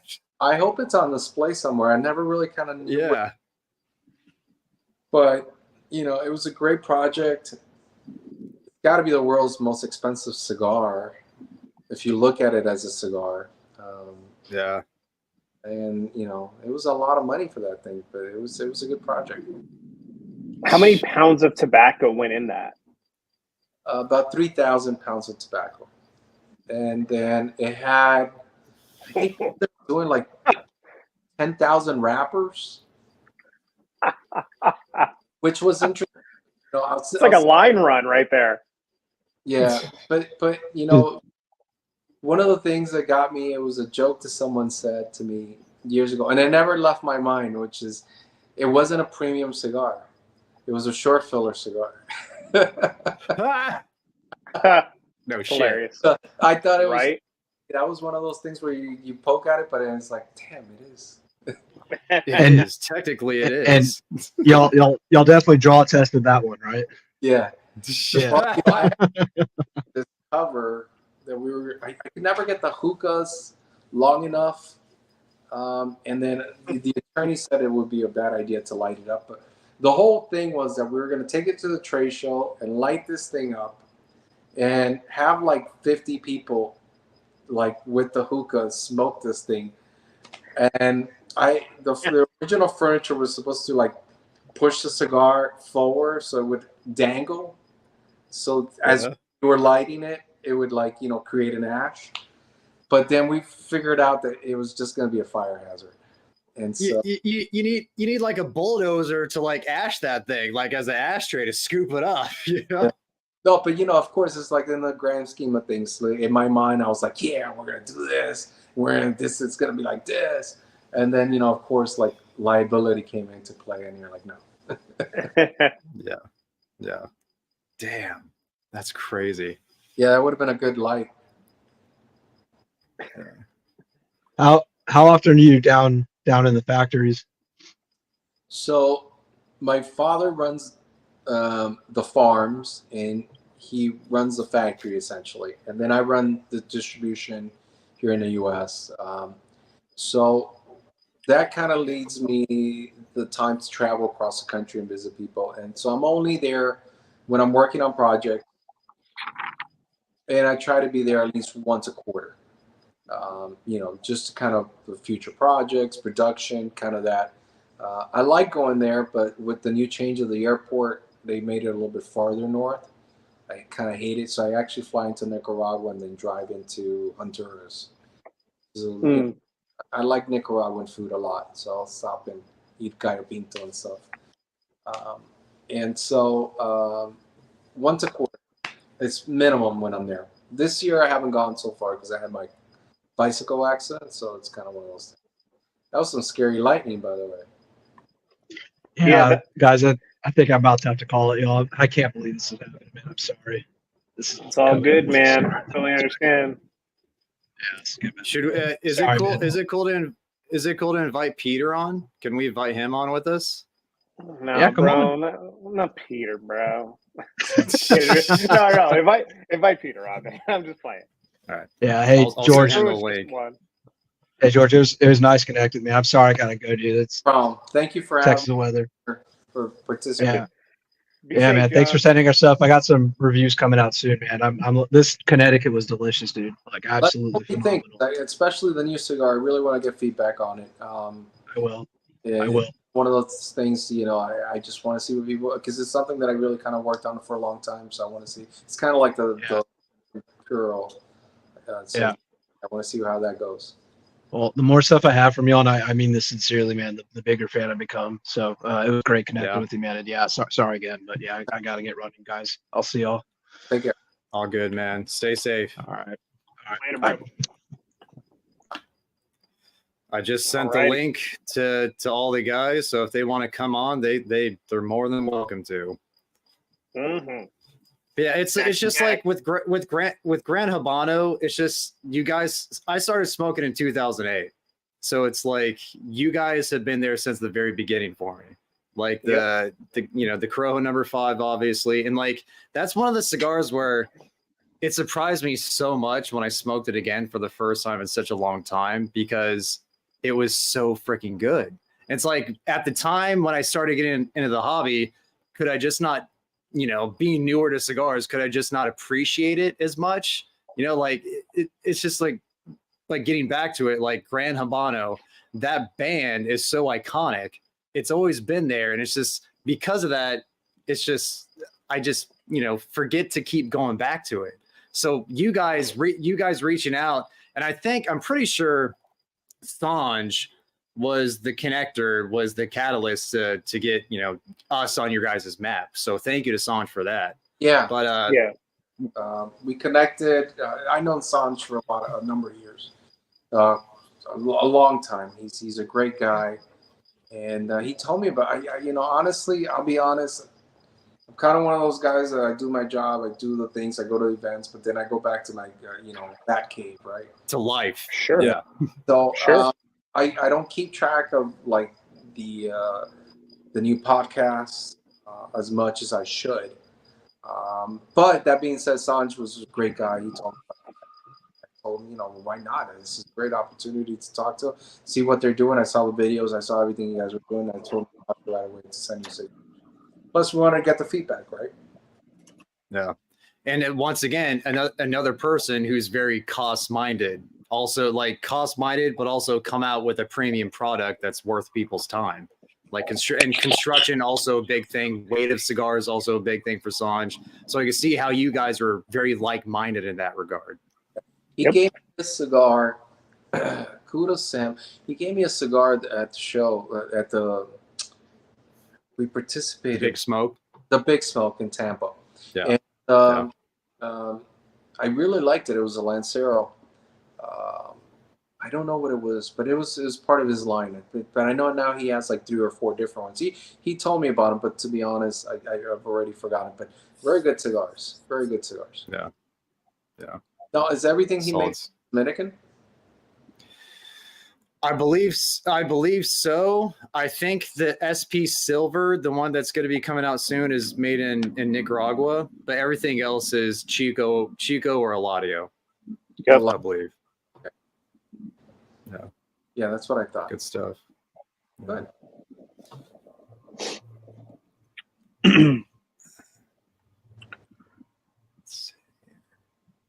Yeah, Peter, he touched on the question, factories or blenders you'd like to work with. You already answered that.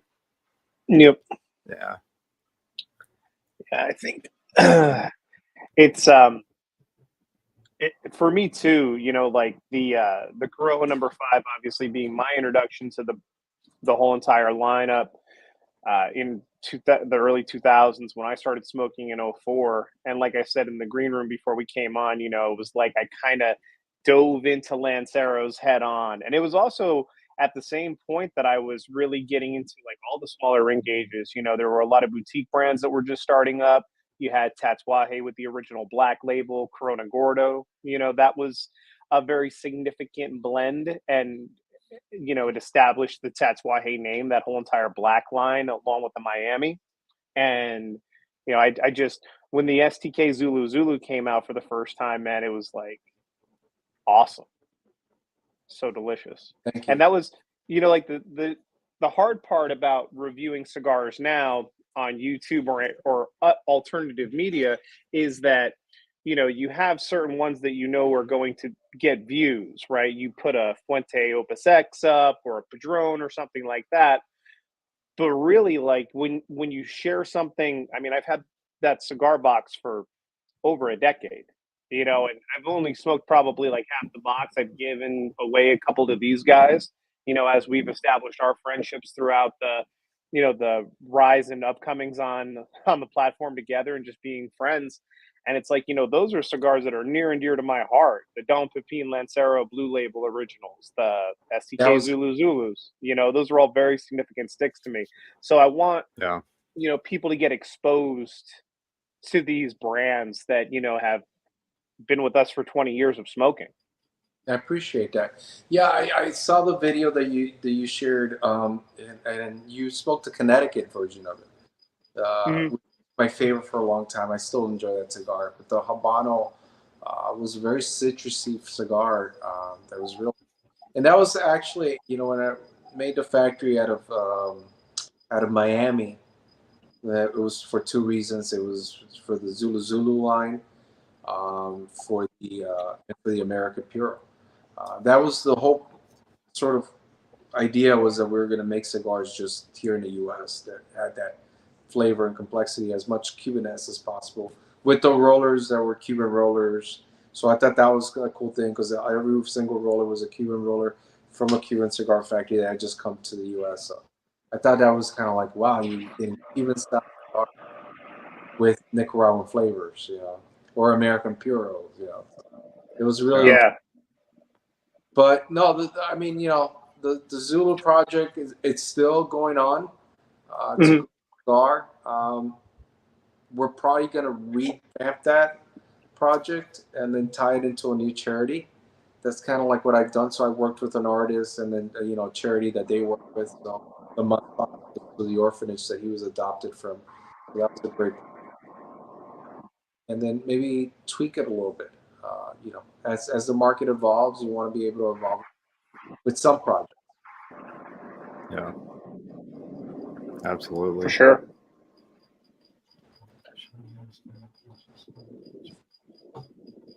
I think so. Yeah, I think so. Nice call, Sal. Texas Tourist said that he'd jump on if we'd like him to. I sent him the link as well. He's a couple of Woodfords deep because he was celebrating Derby Day. Ah, yeah. So getting back to history, what's your favorite era of history to dive into and learn about? Is it antiquity? Is it like you said, military history? Do you like to dive into the military history side of it the most? Like, what captures your intrigue the most? There's a few. I mean, honestly, the conquest is something that I've always been interested in of the New World. But the one that I really go back and forth all the time to is more the Crusades. And the reason why I focus so much on the Crusades is because it has such a significance to what currently is happening in the world. I mean, people don't realize, but there's still things that are occurring in the world, and it's all, you can trace it back to the Crusades. I mean, so that's always kind of been very interesting to me. It's a subject that I've felt that change history significantly is still affecting us to this day. And that's how I look at things. I like how does it affect me still, even though it happened 2,000 years ago. And it's cyclical. It repeats itself in other ways, time and time and time again. Yeah. Mm-hmm. Yeah, we're definitely to repeat the same mistakes as before, right? Yeah, it's kind of like what they say.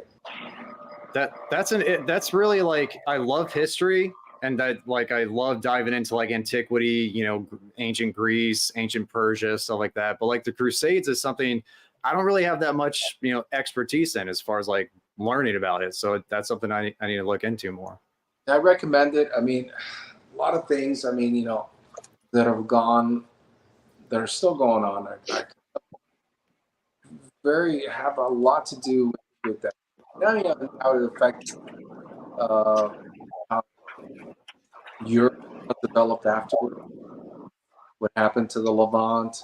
And what things, these are things that are kind of really interesting that we're still dealing with. Yeah, for sure. Yep. So like to get back to cigars, we're doing PCA next year in New Orleans. How do you like what's your take on shifting from Vegas going to New Orleans, and how you think that's going to affect how the trade show works? I don't know. I'm still dealing with the outcome of the trade show. 2 trade shows within 8 months. Yeah, in March, the last one. Yeah. I thought it comical. Really, I think the fact we're shifting to one of my favorite cities is great. Doesn't necessarily, as a business, for me, make sense. I don't know yet. I have to. I've been pondering it because West Coast retailers don't like to go to the East Coast, but East Coast retailers will go anywhere. Right. It's just kind of, I don't get the whole West Coast. We don't go anywhere unless it's in Vegas. But the way I look at it is, if you're a retailer that really is focused on their business, there's no reason why you should. And it's not because I want to see you there. Of course, I want to see you there, but I'll probably end up at your shop. But the reality is that you have to kind of respect what your industry is doing, how it's evolving, the new brands out there. And I just don't know. I'm torn between it because, I mean, I do like the fact that the trade show used to move every other year. It was great, but when it went to just two cities, New Orleans and Vegas for a period of time, it was very dull. I used to go to like New Orleans, Vegas, and it intrigued people. But as a retailer, you should go to your trade show and talk to other retailers, learn, see what's going on. I mean, I know we have this interconnection now with online, and you could connect, and everybody has a retail store online, and all these things that are going on now. But I mean, our industry is still very much old school, where we need to sit down and talk to people. And one of the things that I don't see with our industry going on right now. And I don't know if New Orleans is a good choice, but I know it's a square footage situation. But I'm just like, I don't know if you don't. It doesn't matter if it's millions, Yeah, it doesn't make sense to me why there aren't more in Florida, because I know it's been in Orlando before. Like, and to me, it's just like that's the cigar state. Like if there are any state to claim cigars, it's Florida. Like, why do I have it there? A lot of the manufacturers are there. They're based there. I have my own reason to think for this. I'm not going to put it out there, but I relatively it should be in our doorstep. I mean, I know that there's a smoking thing around it, but I don't know. I think Florida's pretty lax. I'm pretty sure find someone that can get a non-smoking ban.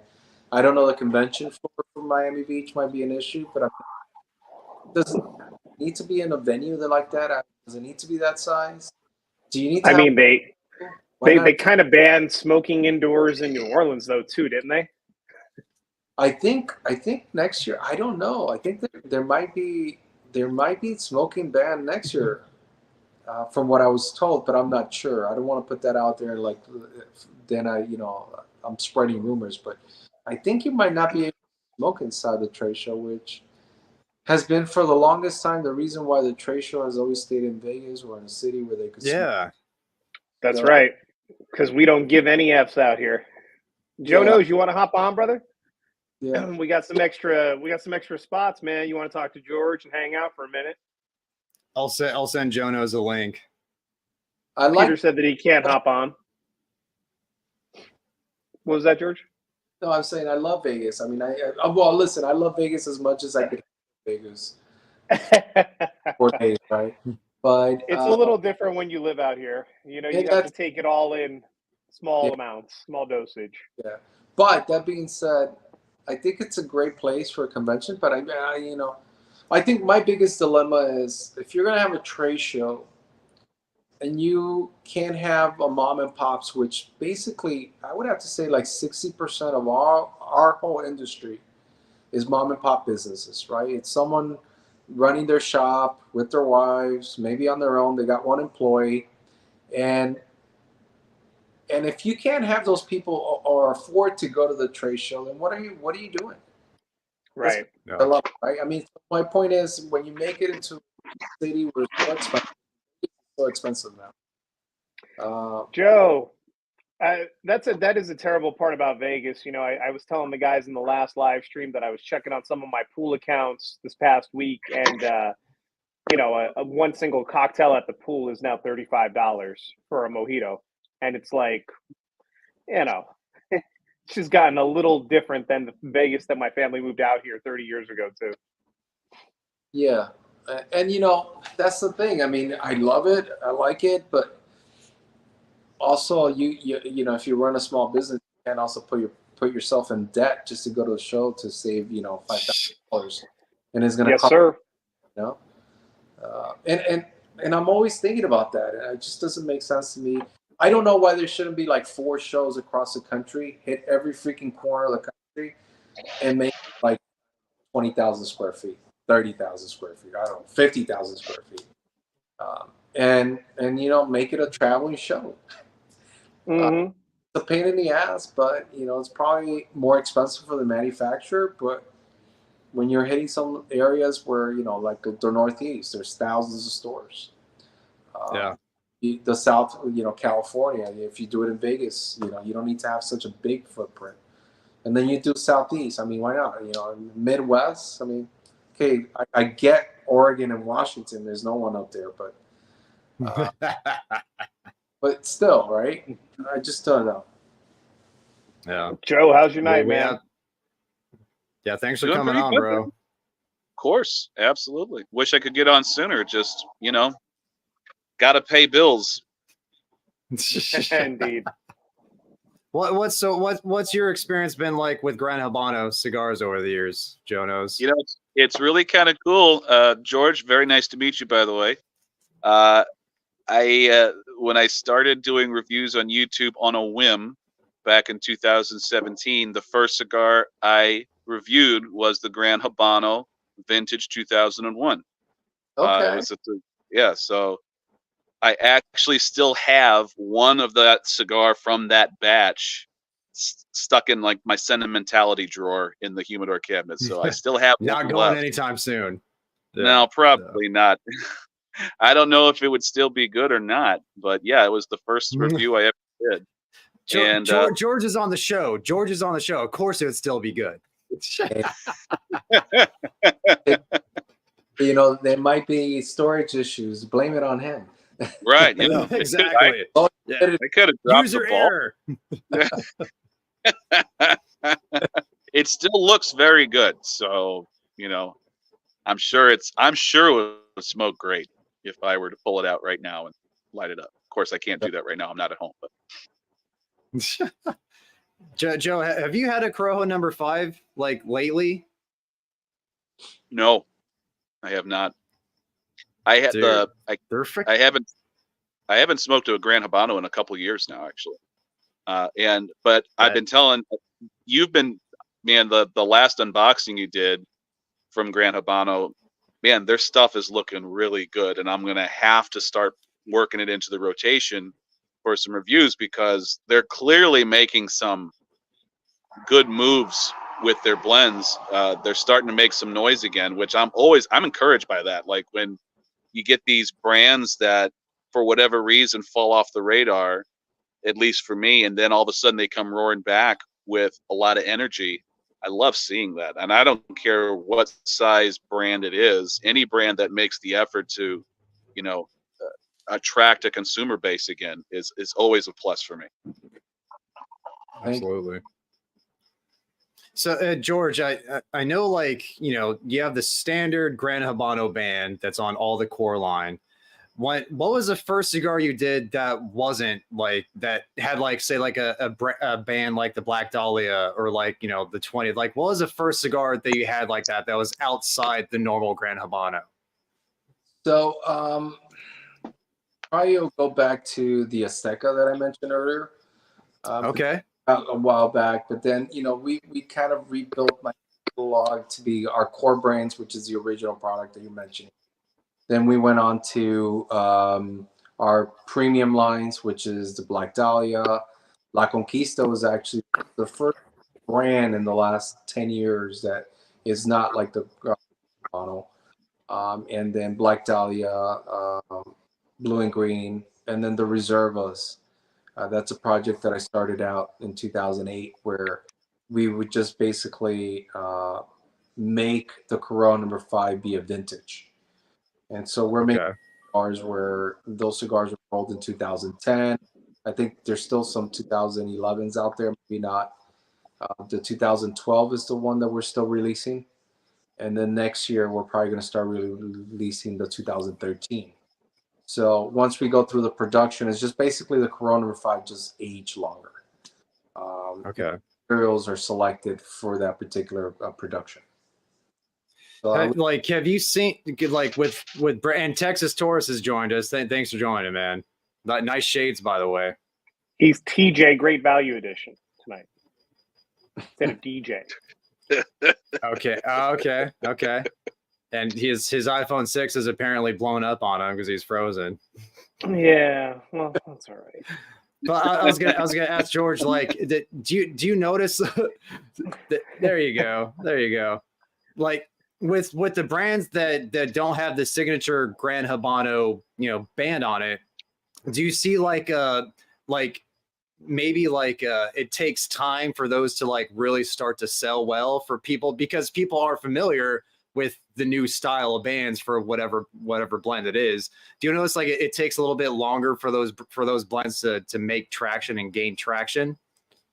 To some degree, yeah. I mean, the fact that people recognize our original brand label, and it's a Gran Habano on it. So a lot of the projects that I make, like the Black Dahlia as an SDK, La Conquista was a Gran Habano, the Blue and Green was a Gran Habano, but I wanted to make them different enough at the time that it does take some time because a lot of people don't realize that they're Gran Habano.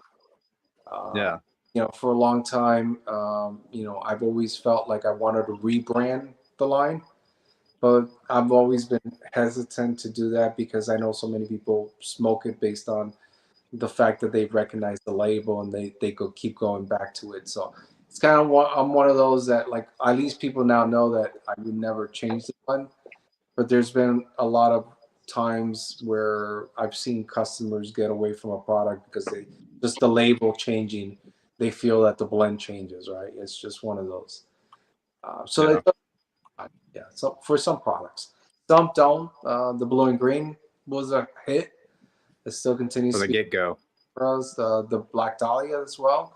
La Conquista, I think it's kind of one of those sleepers that people don't realize how good it is. I really hope, especially in the smaller format. But it's kind of one of those things that, of course, I have 120 SKUs. Not everything's going to velocity. Yeah. Whoa. Hello. Musical chairs. Just losing people, gaining people, storms blowing. It's just blowing people away. My set. Oh shit. There we go. We have a great production here, as you can see, George. but yeah, I love that you take the risk though. Like releasing something that people won't necessarily know is Gran Habano, but you still, just because of wanting to be creative and wanting to put something out there and make its own name for itself under its own, blend, under its own line, you still take that risk. But you either way, you let the cigar speak for itself because all the blends are worth visiting and revisiting. I appreciate that and thanks. I mean, look, overall, I put a lot of effort into my product. I hope people could appreciate it when they smoke them. It's like everything. You could be critical of it depending on what you like. Not everything that I make you might enjoy. Just like you might like other type of cigars. That being said, I do try to make sure that every project that I make speaks for itself. And the fact that a lot of these projects are now, even though they're newer to what we do, some of these projects like La Conquista is coming up on its 10th year, and they've been successful on their own. But it's like you got to find them. I'll resend the link to Jono's. Mm-hmm. What do you like? What do you like to pair your cigars with, George? Are you do you like to alcoholic beverages? Do you like coffee? Like what kind of Master Your Ash Michael? He's the guy when it comes to pairing. What do you find yourself pairing your cigars with for the most part? Well, that's kind of one of the things that I enjoy, right? So when I'm making a blend, I usually water or coffee, right? That's kind of like the biggest focus.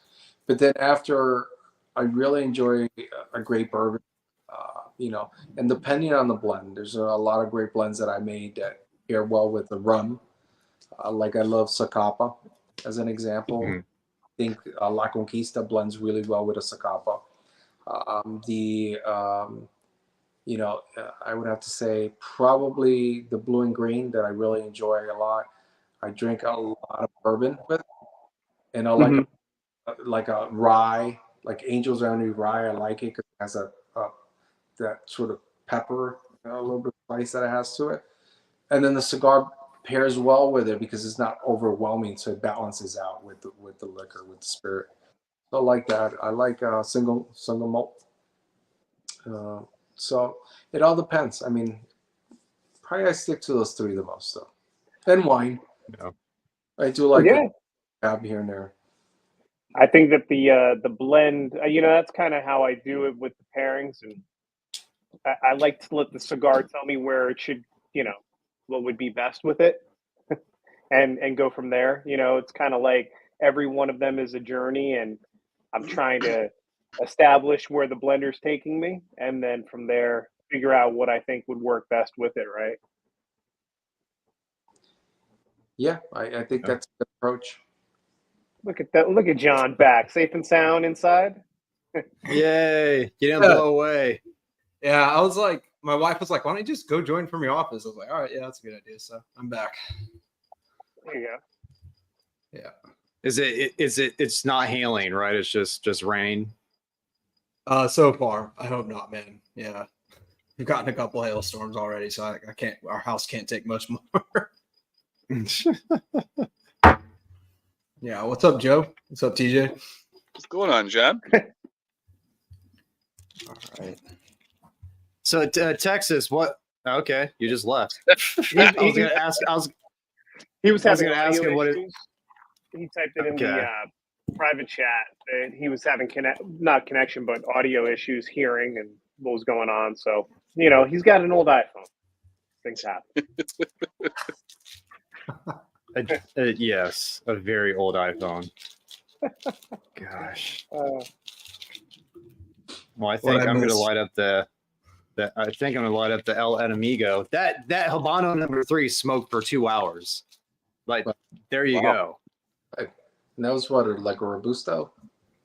It was a Toro. It's thick 6x54, 6x52. Yeah, that's our Toro. Yeah. Great cigar, man. What's going on, Pan the Man? Good to see you. Michael, have you heard of the brand? They're a Texas whiskey, but Cooper's Family? TX whiskey or? No, Cooper's Family. So Koop, Cooper's. No, I don't think so. Okay. I'll just send you some in a bit. They came out with a new kind of like limited edition called Sweetheart of the Rodeo. It's really good. Nice. Yeah. Nice. Love it. I feel like it's been a while since I've done bourbon on the channel. I was going to smoke the Cinco de Mayo Rojas tomorrow and possibly pair that with something for Cinco, but I haven't done bourbon on the channel in a while. Going back to the whole entire pairing thing, I always find Scotch is like the default for a lot of people, especially like when you first start smoking cigars. Everybody just automatically assumes Scotch and cigars is going to be the best pairing of their whole entire life, and it's like it's really one of the harder things to pair with a lot of blends from time to time. Is because there's such a variety in Scotches and single malts, blends, Isla, peat, no peat. Like one of the things that I really wanted to throw on the channel recently was the Brook Lottie. They rebranded a lot of their stuff as far as the packaging, and like their unpeated Lottie whiskey is so good. It's delicious. It's just a fantastic expression. So there's a lot of good stuff that I have to bring back on in the whiskey realm. It was a fantastic cosplay of DJ, Mike. I thought that the Texas Taurus was on it. It's just a shame that his audio wasn't working. Yeah. What are y'all smoking? I am just El finishing Enemigo. up. Nice. I'm about to live vicariously through y'all tonight. Finishing up my Black Dahlia, just as good as the one that I reviewed. Joe, what are you smoking? I'm smoking an HVC Habano that I pulled out with some. It was Makers on the Rocks, and all the rocks are melted, so it's just watered down Makers at this point. Nice.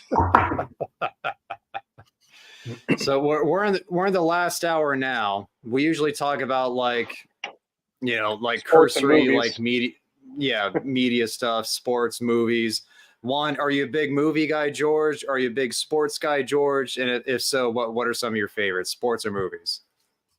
Well, Nice job, Johnny. More of a sports guy, I should say. You know, I'm into anything sports. I do like a good, you know, sort of mystery movie once in a while, thriller of some sort.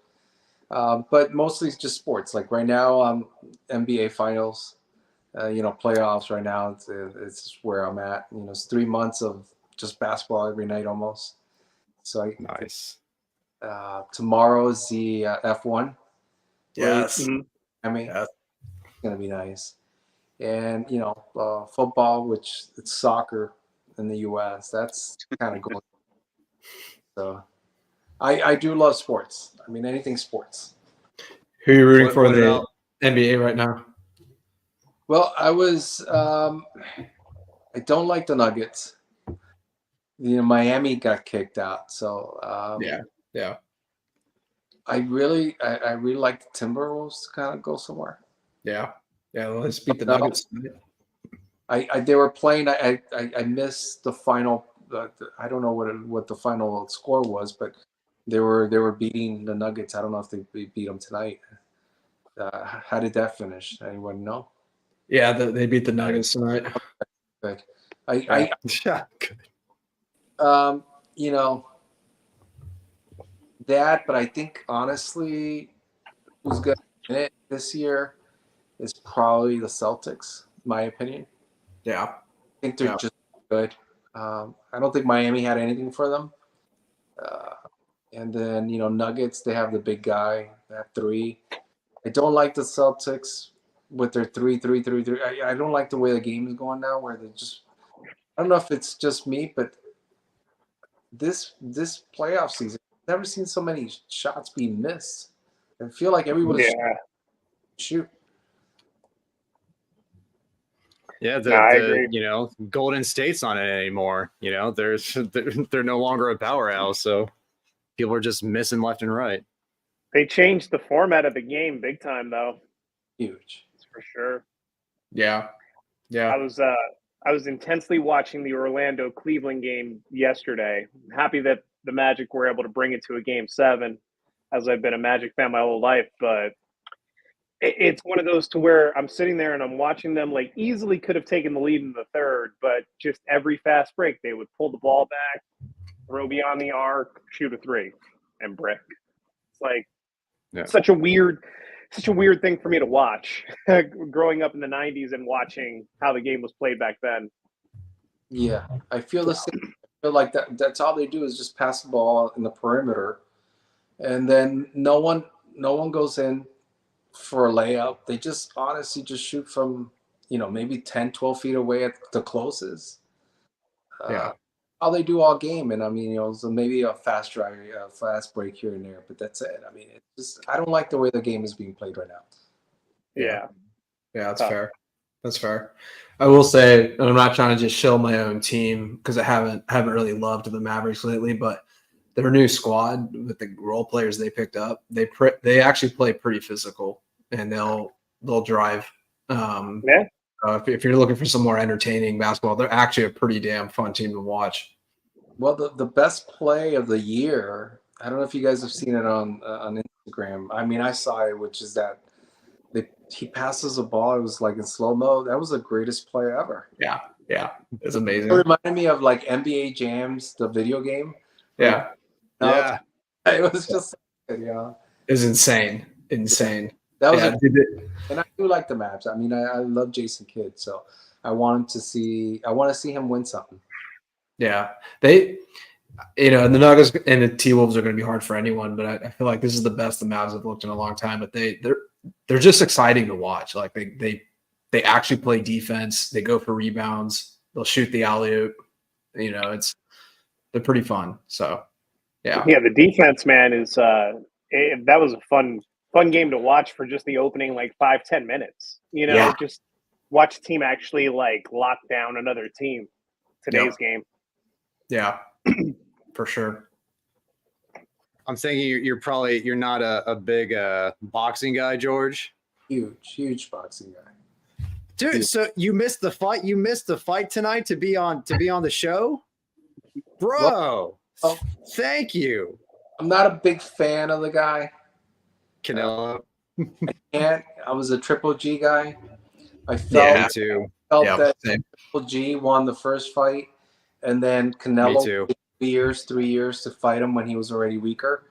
And so for that reason, I don't like Canelo. I respect his power, and he has great technique. But I don't honestly think the Canelo should be up there to what it is. So I won't pay for a Canelo fight.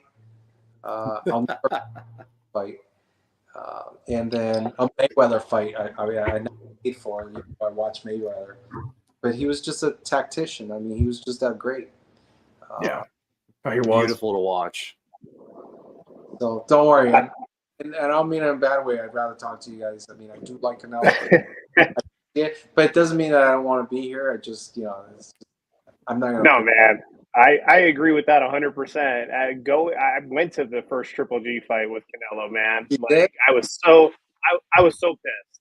As a Triple G if I were there in person, fuck yeah. I was. Well, you want to know what was really I'm jealous because that was a great. But I think the only reason fight. Yeah, no, I agree 100%. I was there. Okay. The reason why I was there was because one of my good buddies at the time was working for Hennessy, and Hennessy had just started their sponsorship with Canelo. So I was able to parlay myself into that event. And yeah, man, I was the only person in the section of Hennessy people, all the Hennessy reps and stuff like that was rooting for Triple G on the inside. I had on a Canelo shirt too, because they gave me one. I still have it. And like, it pissed me off because, he got robbed that night. Yeah. I honestly think that was the downfall of Triple G's career. Yeah. Oh, yeah, 100%. Yeah. That was the beginning of the end, for sure. It was like they were putting Canelo on that trajectory to be the guy. Boxing. Yep. But he never had he wasn't a promoter like De La Hoya or Mayweather or Conor McGregor or any of the great Tyson, any of the great fighters that could promote their own fights. No, I think the problem with Canelo is, look, Canelo's a good fighter. I'm not saying that he's not. But the thing is, Canelo, he's a Mexican fighter. It appeals to the market. But he's a solid guy. I'm not saying that he's a bad fighter. I just honestly think there was Triple G was better, and there's been a couple of other guys that were better than him. And so it's kind of like, if you follow like soccer, like Mexico is going to miss the World Cup like 8 years ago, and they went to play Australia. I think they played Australia and New Zealand in the playoff. So in order for them to make it, but they estimated that if Mexico didn't go into the World Cup, they would have lost like close to $5 billion in revenue because beer sales would have tanked. And they but it's true. So I mean, so it goes that I always look at Canelo as that guy, like for the market, a Mexican fighter, it's solid, But he's not, to me, he's not like the old classic Mexican fighters where they were just like stylish. I guess he's a bruiser. I guess I look at him that way. Maybe I'm just jaded by the fact that he didn't win that fight. Yeah. I was so mad that night. I was so mad. I was a huge Triple G fan. I'm like, there's no freaking way he won that fight, dude. Like, what's your favorite fight of all time, George? Like to go back and watch? The greatest fight to ever watch. Well, I mean, as for me, there's a lot, but the best fight to ever watch was round 9 and 10 of. I know what you're gonna say. Not Pacquiao. I'm sorry. Gotti and Gotti Ward. 9 and 10 are the greatest, best rounds. I mean, I think I've watched those 4 rounds probably 100 times, and it's still that good. I've YouTubed that, probably around that many times. When you said that, I was like, I know 9 and 10. I know what you're talking about. My hair stood up on my hands. Like, I know exactly what you're gonna say. Those are the best 2 rounds. But then there was a Mexican fighter that was phenomenal, and he fought against Thompson. I think the guy's name was Thompson. It was the fight of the year. I don't know, probably over 15 years ago. And I can't remember the guy. Forgot his name right now. Rodriguez, Rivera. That was a great fight too. But those 2 rounds. To me, he was one of the greatest boxers ever. I think a little bit underrated, but Ward was he was a killer too. I mean, it was just dude. He was not losing that night. Like, I mean, it like if you ever saw somebody spill their soul onto the canvas, it was those two, not just Ward, but those 2 men. Just it's beauty. But they had 3 fights, right? 3 fights, yeah. I think the fight it was already kind of like downhill from there. Yeah. But it was still a great fight. Was that what was the 3rd fight when he fought with the broken arm, or the first fight? I forget. I think it was a shit. It's been too long for me to confirm, but it was like he broke his hand on his hip. Like Ward broke his hand on Gotti's hip, I believe. I forget which one it was. No, that was not round 2. I mean, that was not the 2nd fight, but that was a great fight. If you have those 2 rounds, the best round. Outside of growing up as a kid, Mike Tyson round 1, it was always great. Yeah. Oh yeah. First, that's all it took. So what do you think of Ryan Garcia and all the stuff that happened with Haney and the drug allegations that have just come out? I haven't heard anything of it though. Yeah, he popped for two PEDs, but he was acting. I don't know if you saw the build up to the Haney fight, but he was acting crazy, dude. Like legitimately looked like he's like lost his mind, and then he beats the crap out of Haney. And everyone's like, oh, he trolled everyone. He was acting all crazy because he put a bet on himself. So people were thinking he was trolling everyone, making everyone think he wasn't taking the fight serious. And when he was, but then he just popped for PEDs. So the odds against him. Wow, that's so crazy. Yeah. Yeah. So that shouldn't fight ever. I mean, shouldn't have his license taken out. I know. Yeah. It was one of the PEDs is one of them that's used pretty prevalently in boxing. So it's, I mean, people, man, under Oscar De La Hoya right now, dude, I don't trust that guy at all as a promoter, man. Just some of the stuff that goes on with his stable of guys, but Oscar. Plus, he's a whack job, man. Yeah. Oh yeah. Was that a legit thing on Instagram where he's like on a bikini or something? Is that real? What'd you say? Nobody knows what's real on Instagram anymore. Oh, well, it was a video of a guy that looked like Oscar De La Hoya was like a short guy, and then he was like in a bikini water. It was a woman with a water hose. I just thought it was like all over the place. Yeah. I don't know. I haven't seen it. You have to look. It's hilarious. It's hilarious. Okay. Yeah. What's your take on Tyson Fury? Like, do you enjoy his fights? Do you enjoy like his what he's doing at the heavyweight division? I do like him. I do respect him. When I first saw him coming up, I saw a couple of his fights like in Europe, like in England. I thought he had a unique story, and I really like the way he fights. And I think he's like a legit guy that fights well. I like everything he stands for. I mean, if you really look at him. He's a good, solid dude. Who did he beat? And he's funny. He beat. What was the name of? He beat another English guy for the title, didn't he?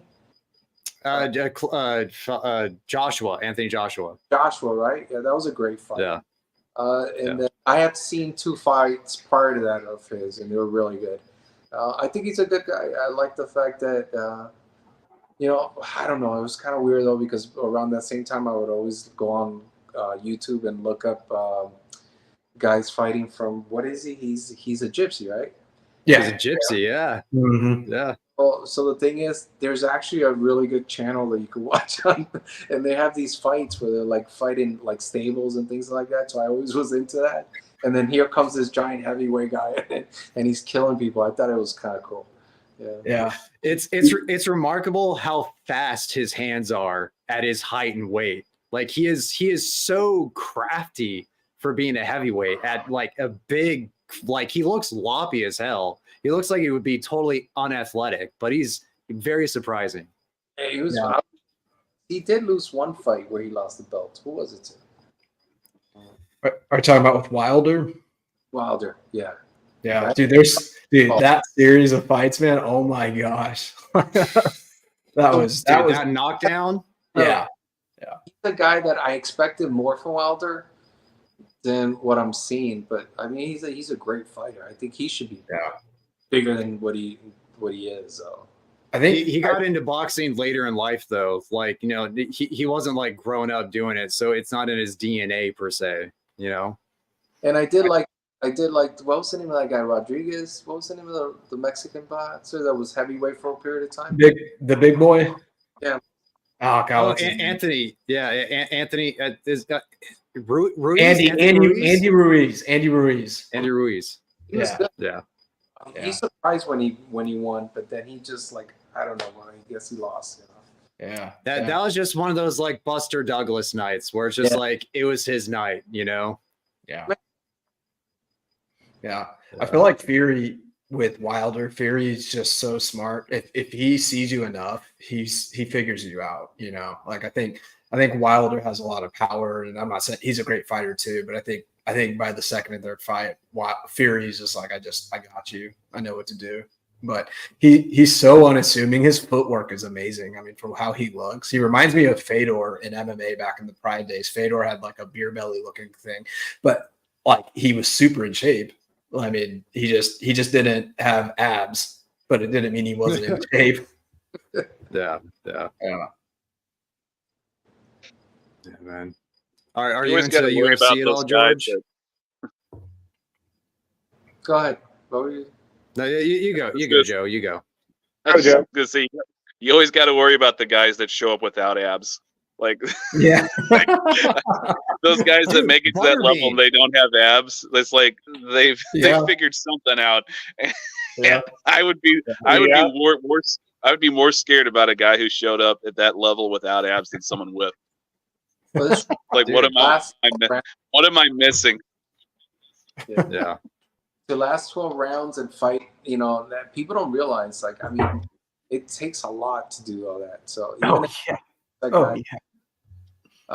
in regards to MMA, I wasn't, because I was always very kind of like, oh, I love boxing, the technique, the whole thing. I respect it. The sweet science. Yeah, but there is some fights that I enjoyed over the years, but there's nothing better to me, and I think if anyone fights more, I like watching the women fights in MMA.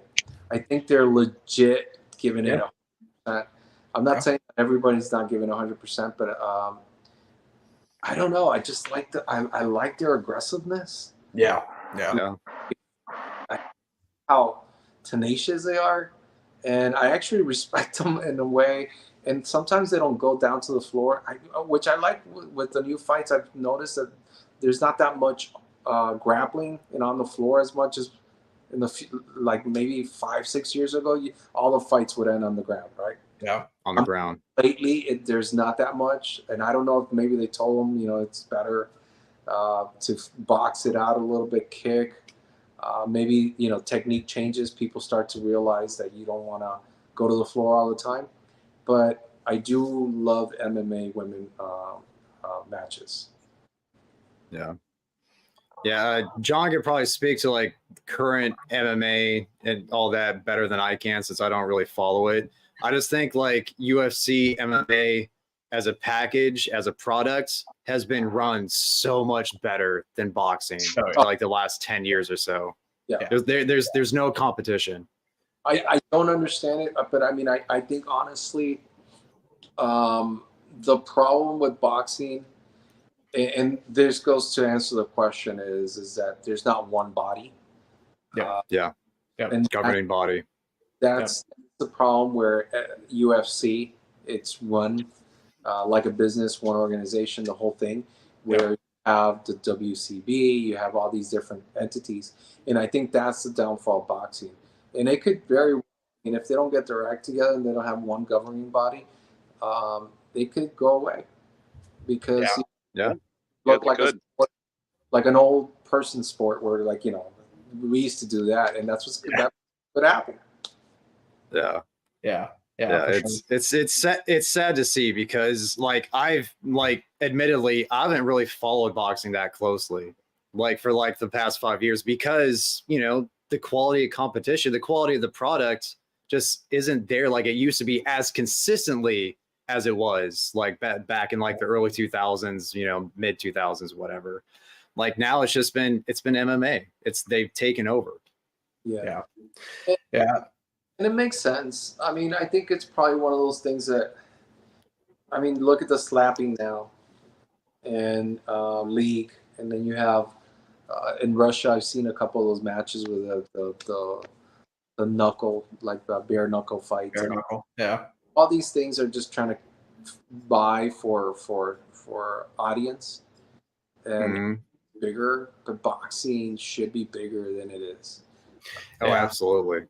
It absolutely should be. Yeah. And you hit this nail on the head. It's all these governing bodies. You have the governing body, you have the WBA, the WBO, then you have the promoters, then you have the managers and the teams. It's just completely messed up. And I think the Ali Act has had a lot to do with that. And there was some good that came out of the Ali Act, but I also think it hurt boxing a lot in that regard. But with MMA, I think you're seeing less ground game because you're seeing people who are learning wrestling and they're able to control. Like if someone wants to take them down, the defense is a lot better because people just learned they had to wrestle.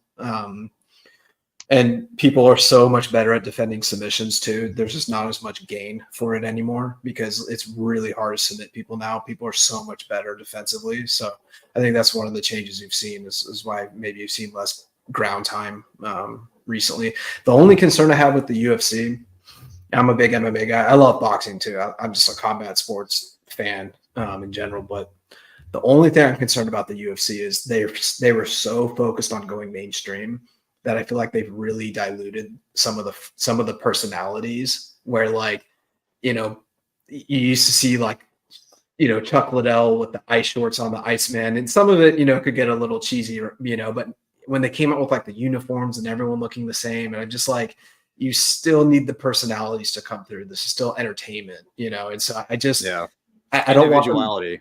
And if they keep sterilizing it too much, it's great, you're mainstream, you're on ESPN, awesome, but you got to keep letting these guys shine through.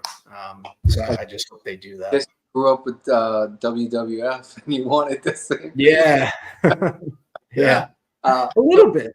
The characters and the personas is one of the appealing things about it, and I could see where that could be an issue. Yeah. But I honestly, I don't know. I mean, overall, the sport could still evolve more. I think the problem that I feel like you're saying it is that when I started watching UFC, it used to be called differently. What was it called? What was it called? The Ultimate Warrior, Ultimate Fighter?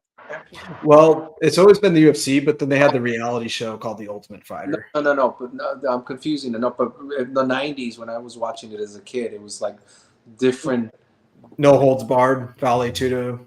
Yeah, there was more martial arts aspect, different. You also had to fight everybody in the night. Yeah. In the very beginning. Yeah. In the tournaments, yeah. A lot more of these fights happen. I don't know.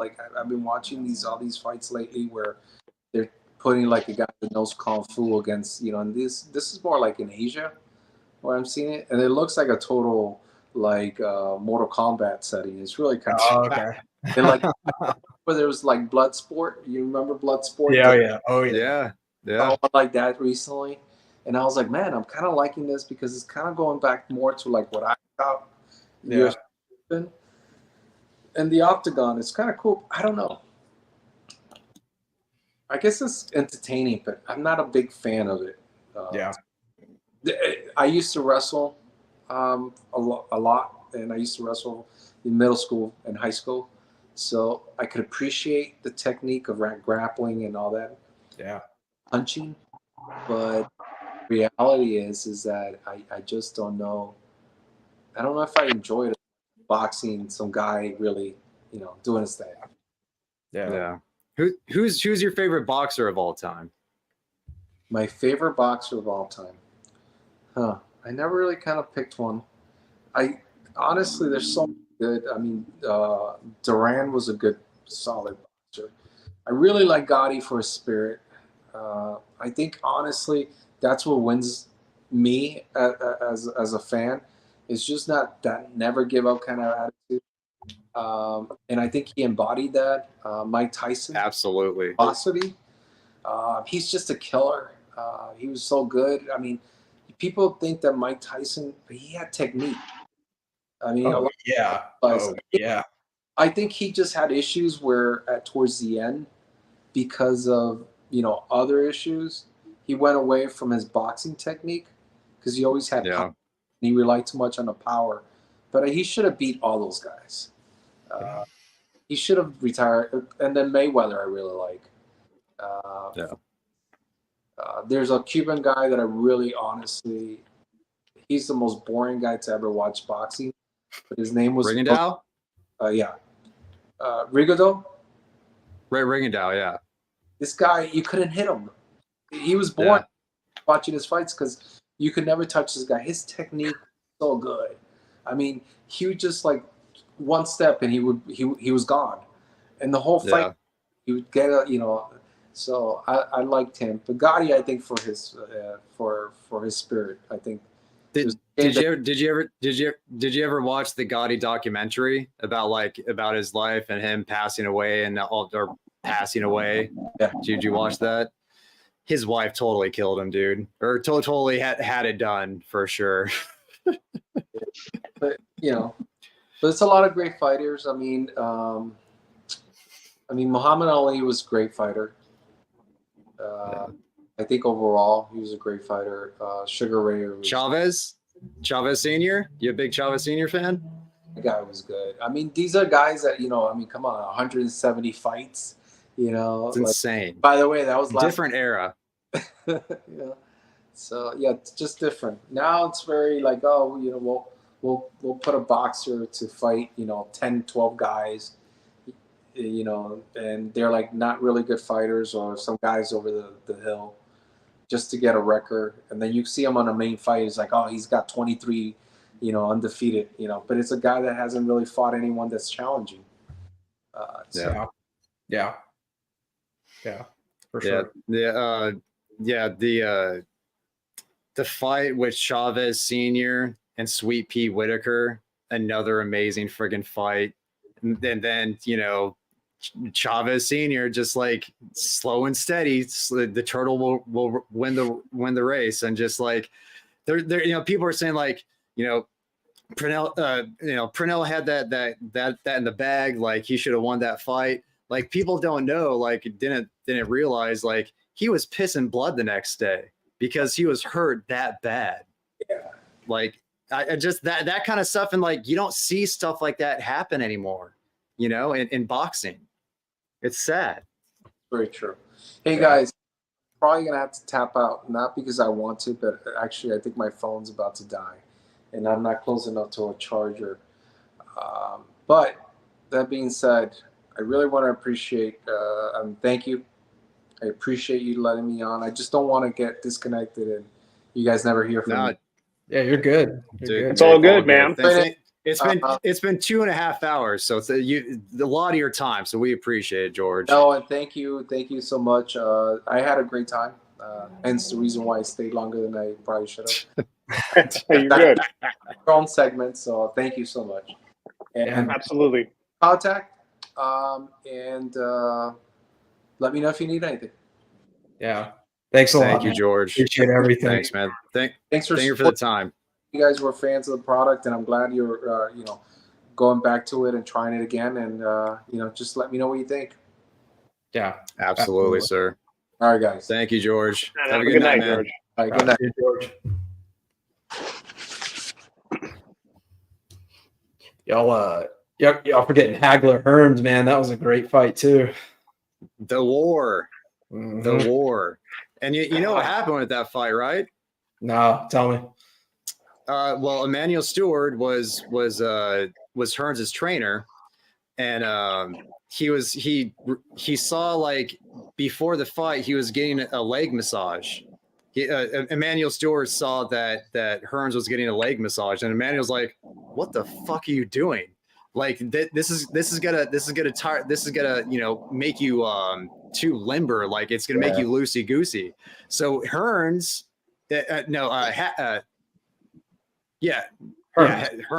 I get it mixed up because of the H's, but so he told, okay, you have to go out there as soon as possible and fucking try to end this thing as soon as you possibly can. So that's why you'll see Hearns go out there and just fucking lay it all out, and it became a war. Yeah, that dude, such a great fight. Oh, Robert, dude, George is such a cool guy, man. Mm-hmm. What a dope guest to have. Just so humble, so down to earth. It's funny because, like, the way he is, like, is a great representation of how his brand is. Like, very consistent, like, just very he lets the product speak for itself, like that. And just, like, revisiting all these blends, like, after years and years of not having them, no mistake on me. They're so good. Yeah. Like that. I'm really like jealous of that Connecticut. That sounded delicious, man. Dude, that tonight. It was one of the best Connecticut's I've had in a while, man. I mean, to be honest, and I think it's like $6, I think. It's another thing, man. Like, he's never really, like, raised prices that much. You know, Right. If anything, it's been a few cents here, a few cents there, you know? Yep. Yeah, man, it was perfectly constructed, great flavor, consistent. Like, it. I got to go get another one to do a review on it because it's worth it. I mean, it might be up there at the end for me. But I mean, we had, like, gusts at 40 miles per hour. I was gonna say before we came on, but we didn't have enough time in the green room. Like, they had a music festival that they were gonna do with, like, Usher and everybody tonight. The Lovers and Friends Music Festival, and they canceled it like 10 hours before the first show. Dang. Because it's just been so windy today.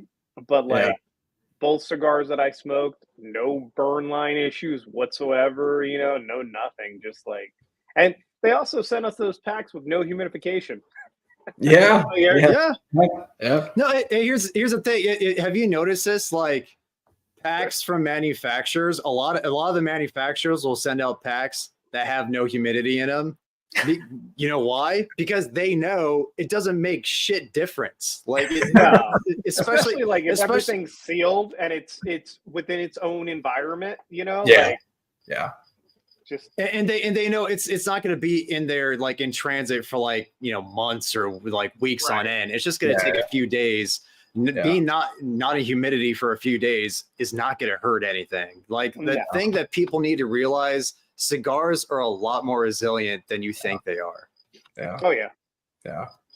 Yeah, for sure. But yeah, I don't know why Gran Habano is just flown under the radar for me, but I'm really excited to just be smoking more of them. Matt, I don't know if you heard me say this, but I had the 20th anniversary yesterday with a friend because I have two of them. And I was like, all right, I'll smoke this just to kind of preview it, but I'm going to do a review. But dude, it's so good, man.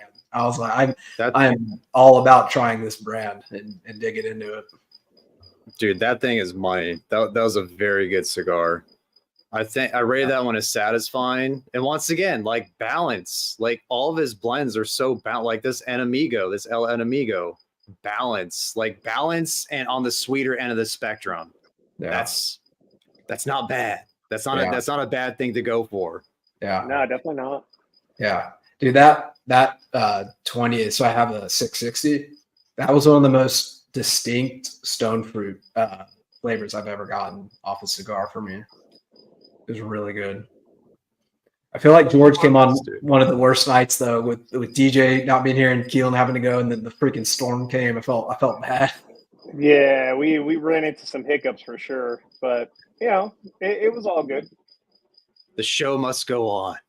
The show must go on. Yeah. So what have you guys been watching anything, of note? I know that Shogun finished up, so Yeah. that's no longer something you'll be watching, sadly.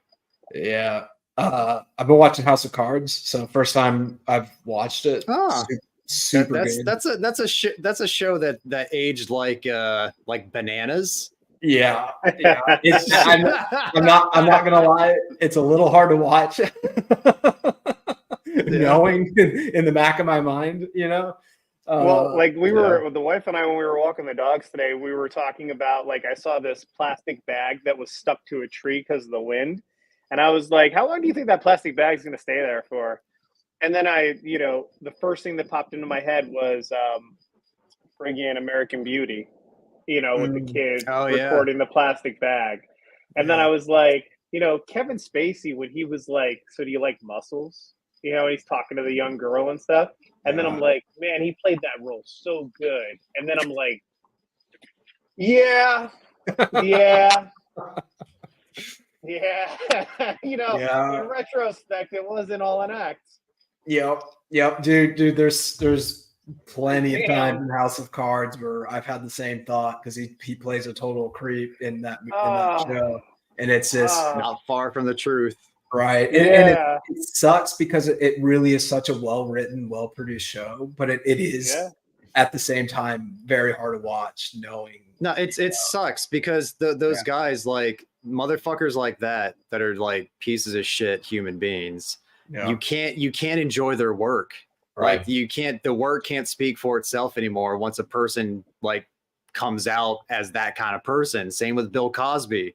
Like, fuck, there's so many tight things that they've done, but now I can't go back and like fondly rewatch American Beauty or like whatever, like, listen to old stand-up that Bill Cosby did. Like it's all sullied now because of what they did. Yeah. Absolutely, man. But what about you? Are you watching anything noteworthy lately? Masters of the Air got through another episode this week. Let's go. So was that 2 episodes now? I think we're 3 in. I think they just did their first bombing campaign inside of Germany, and they landed in Africa. Yeah. What do you think so far? It's insane. It's insane what they did, because anytime you go onto a commercial plane today, you're in your own environment. You're very, you're protected. Like you can not wear a jacket. You're fine. These guys are up there. Like it's not pressurized. I'm sure they're at a much lower elevation, but like they're very close to the elements that could very well kill them. Like remember that? I think it was like the first or second episode where that guy, like there was like a crack in the whatever, thing that he was in, and he almost froze to death. Yep. He got frostbite. Well, then the guy, the thing that surprised me was when he had to take his gloves off to fix his gun, and it burned his hands because I guess it was like negative like 60 or negative 70 up there. And so like I watched a video where the airmen were talking about it, and they said that was like a regular thing, like because sometimes they had to fix something, they had to take their gloves off, and they burned their hands on the metal because it was so cold. Dude, yeah, I remember. Like, I think it was on the flight to DC last Christmas. Like it gave me the outside temperature of where we're currently at, and it was negative 70 degrees. Okay, yeah, it's nuts. Like how insane, like how far we advanced aviation wise to where like, not a big deal. It's like we're just up there in literally hell, but everything's fine. Yeah, it's a great show. It's a really good show. I'm glad you're watching it. Yeah, man. What about you, Mike? The wife and I have 3 episodes to go on Fallout. Oh, okay. How is it? How is it so far? I mean, it's decent. We also watched the first 2 in the Planet of the Apes to get caught up as well, because I remember you guys talking about that a couple of lives ago. Great series. Great series. Series really of movies. Good. It's really good, man. So we're gonna watch the 3rd one too, probably tomorrow, and then we'll be ready for the new release next week or whenever it comes out. Yeah. But yeah, that's been it, man. Just Fallout. Yeah, nothing else really. Been listening to a lot of rap now that Kendrick and Drake keep on going back and forth at each other. Mostly Kendrick. That's been fun. Yeah, man. Nothing too crazy, you know. Got everything in place for Cinco de Mayo. That'll be a big one tomorrow. Hopefully the weather will suffice. That's really it. Yeah, I heard they had to cancel a concert out there, right? Like a festival? Yeah, the Lovers and Friends. So it was like TLC was going to perform, Usher, Nelly, a whole bunch of people. Yeah, my brother and sister-in-law flew out from DC for that, and once they landed, it was canceled. Yeah. Yeah. There were a lot of people that were posting about it on X, and they were pissed, which is understandable. Yeah. Yeah, for sure. Mike, I hate your Golden Knights, man. I hate them. They're yeah. That was a weird one. I don't know, man. It could be anybody's in this last game tomorrow. You know. Yeah. Anybody's matchup. I watched a hockey game last week. I'm pretty sure it was the Stars. It was the Stars and the Golden Knights, and it went to overtime. Yeah. And I think the Stars won that game. Yeah, they did. Yeah. Yeah, that's actually been the one good series in hockey right now, because all the other ones weren't all that great. But that series, but like, they're kind of the two favorites to win the Stanley Cup, because even though the Knights were the 8th seed, they had all these guys on IR, and then they brought them back right before the playoffs. So they're at full strength, you know. So it kind of sucks. We're getting two of the best teams in the first round of the playoffs, you know. So we'll see. It'll be a good game 7. Mature white man. It's one hell of a name. DJ was unable to attend tonight. EKB had to jump He's on off a milk carton. Yeah. DJ's on the milk carton. EKB had to jump off early. John and I are dealing with weather galore. And George was on for 2.5 hours, so you just missed him. But we, smoked some Gran Habano, talked about the brand with George. He was a wonderful guest. And now we're just kind of wrapping everything up, man. The last little bit talking about shows and sports, and hopefully the Golden Knights beating the Stars tomorrow and advancing to the next round of the NHL Finals. This is all. Well, I was gonna say, no, this isn't all John has, because your team just won the World Series. So fuck your Stars if they lose. you're still okay. Yeah, it's fine. It's fine. It's all good. I think if anything, I just want someone else to win, because I just hate the Cowboys so much at this point that I just need some other Dallas team to be a decent organization. So there's just not enough to fill that hole. Dude, they've had such an awful offseason so far. I really am considering renouncing. I am actually really considering it. Did they do anything in the draft? They had a decent draft. I would give them a B if I were to grade it. Congrats on your Bruins. Yeah. But yeah, man, I've told this to my friends. It's not that they suck. I don't care that they suck. It's the organization in the front office I'm just sick and tired of, man. You had Jerry Jones saying we're all in, and all in meant we re-signed a long snapper and we got Zeke Elliott. You're all in. We're all in. Yeah, no, I mean, Jerry Jones is just clinging on to life. Like he'll say whatever he can just to get to the next thing he's doing. Like he's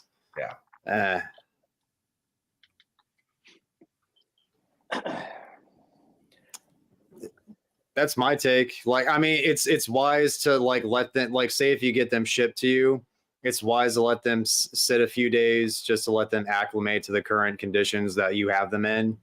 But yeah, I mean, there are instances where a cigar will improve drastically over time, in my opinion, from my experience.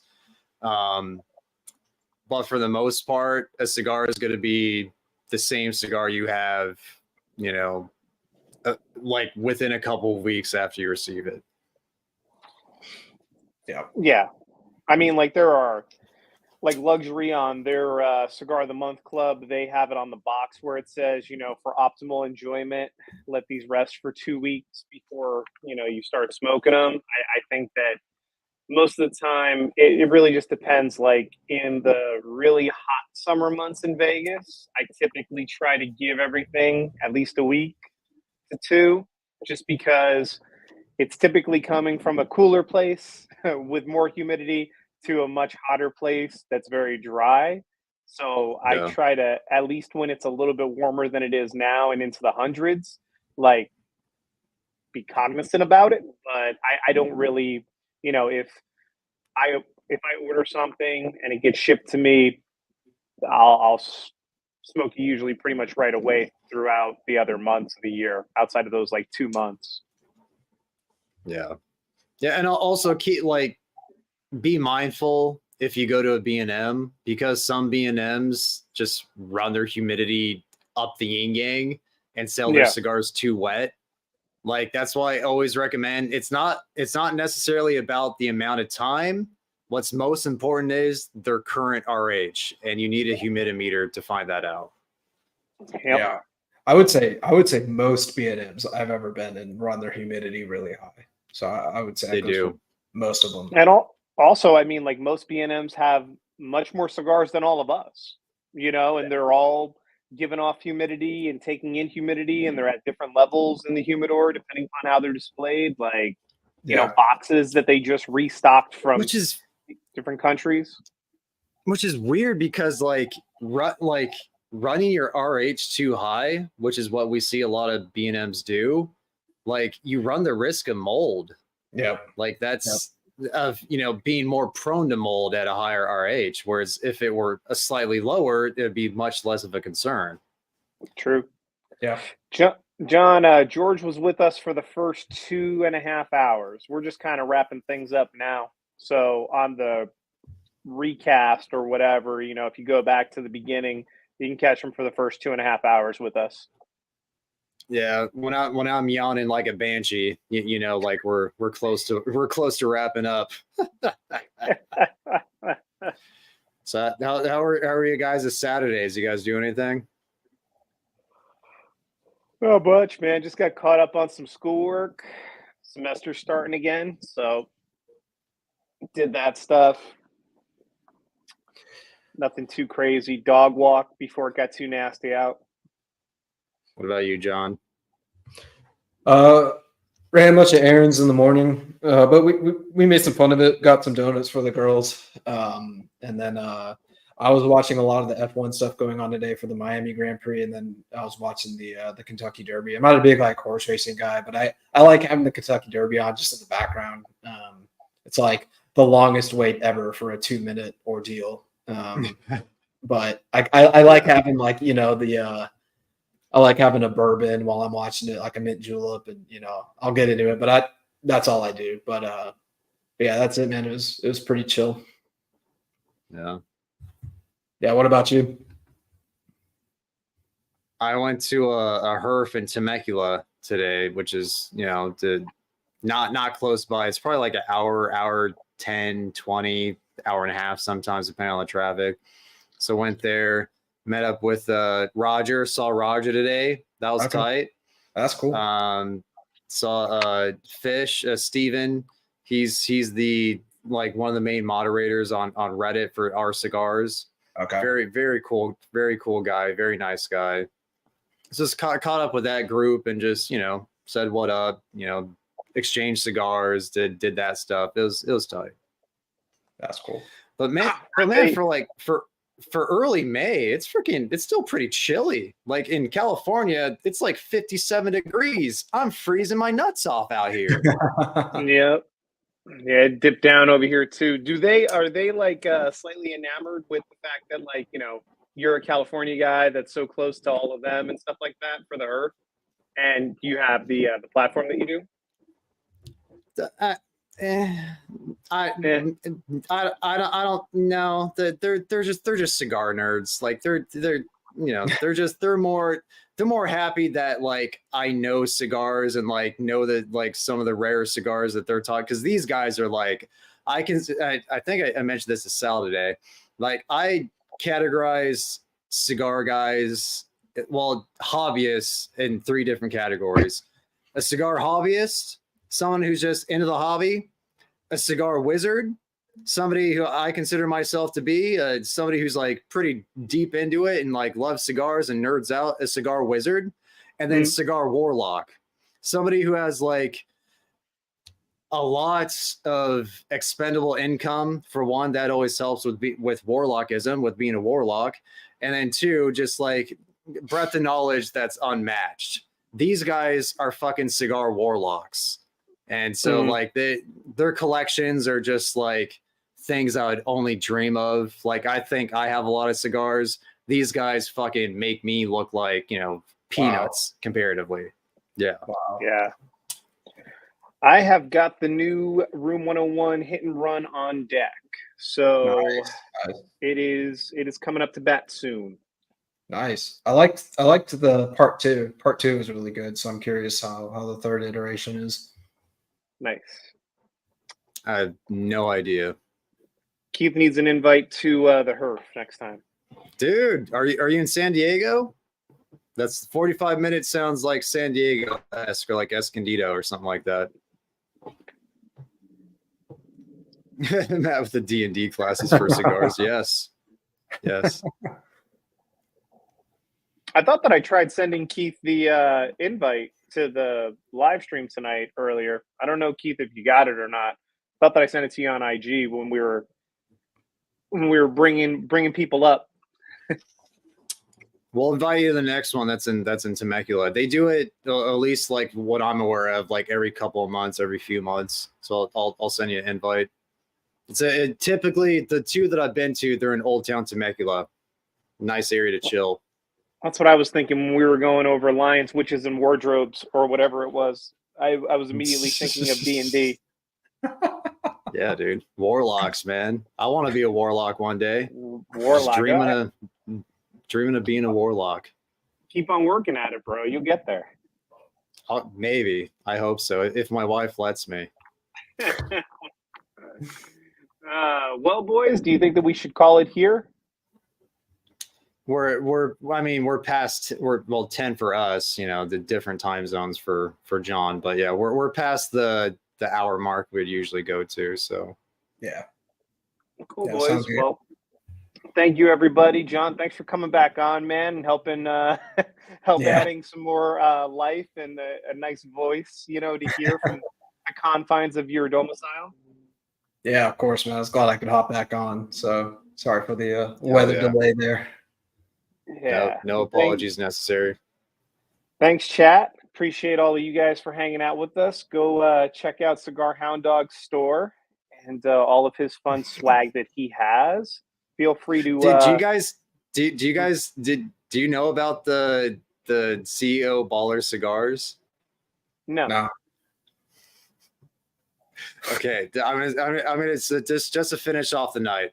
Okay. So Roger, in his overview yesterday that he posted for like the BBMF natural that he did, towards the end of the review, he starts talking about like cigars being like really expensive and like these $125 cigars just being so crazily priced and stuff like that. And he's like, I'm working man cigars. Like I'm just a working man, this isn't, and just jokingly he says, this channel isn't CEO Baller Cigars.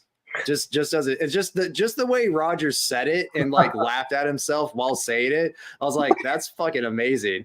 So what I did, being a troll, I created a channel called CEO Baller Cigars.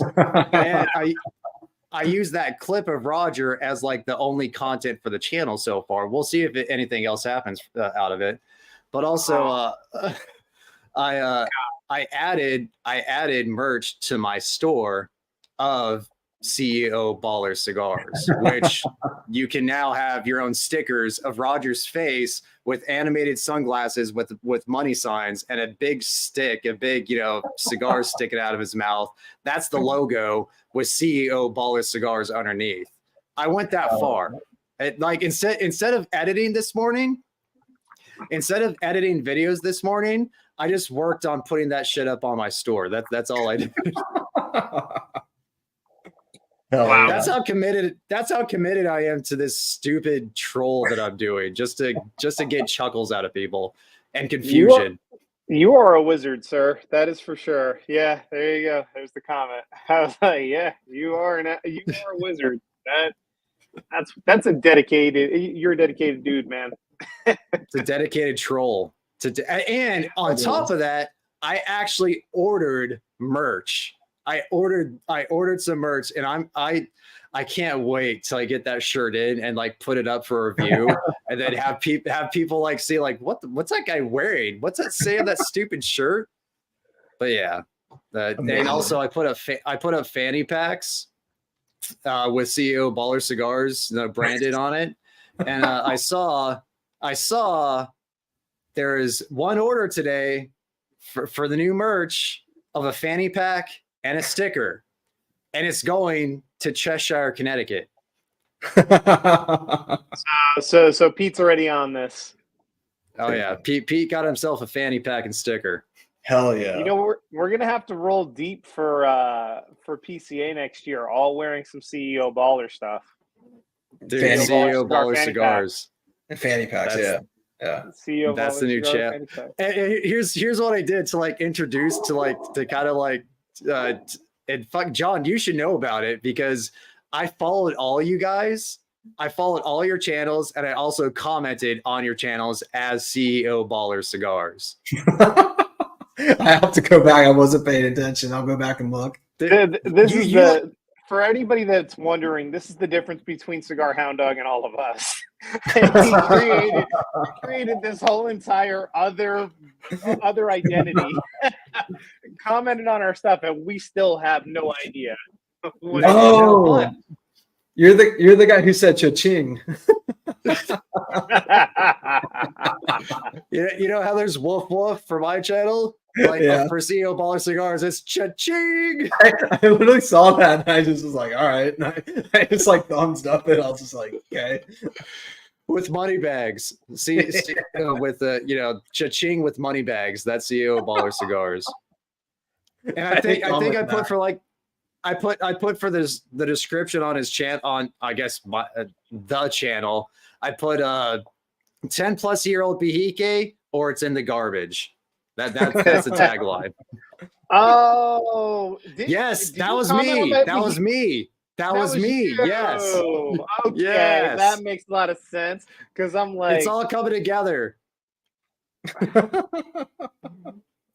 Well, I mean, I haven't said it tonight yet, so I'll say it now. Somebody please clip this. We're gonna make a short out of when I realized that Cigar Hound Dog was commenting from another channel on my video.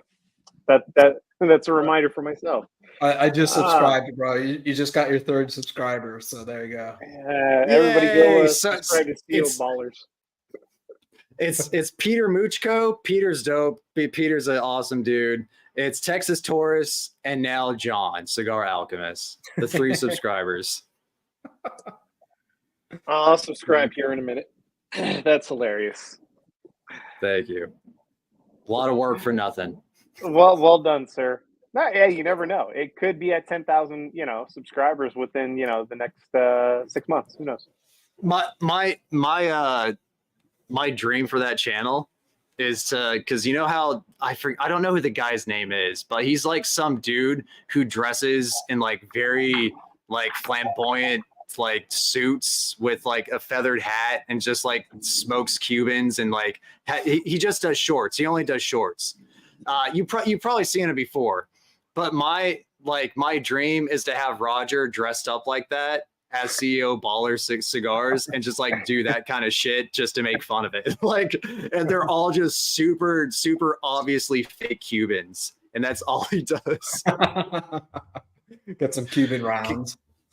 Well, the thing is, it's like a CEO baller would have so much money that they would just like spend thousands of dollars for fake Cubans because they have no idea what they're doing. They just have a shit ton of money. It's like, I got a guy. Like they don't know shit. But yeah, that's my dream. It's a good dream, man. It's a good dream. It's awesome. All righty. Well, Go buy the fanny pack. I guess I don't have anything else to say except go support Matt's shop. Get yourself some CEO baller merch. For those of you interested, we have Patreons with the monthly giveaways at the beginning or end of the month, however you decide to look at it. I think, Matt, you're doing 2 now, yeah? 2 a month? Yes, 2 a month. Yep. Cool. Check it and out. then for those of you that just want to get your emails signed up for the newsletter, we both have free Patreons as well. That'll give us your email info so we can send out our infamous Smoke Show newsletter. We're going to do something around that as far as setting up notifications in the future. So just as an FYI. And then, I don't think that we have any other housekeeping stuff. Yeah. Dude, we covered fucking everything, including a channel that shouldn't exist. I mean, that was the most interesting part, I think. But we actually, Colton, we talked about Kentucky Fire Cured cigars at the beginning of this episode, quite extensively. Funny enough.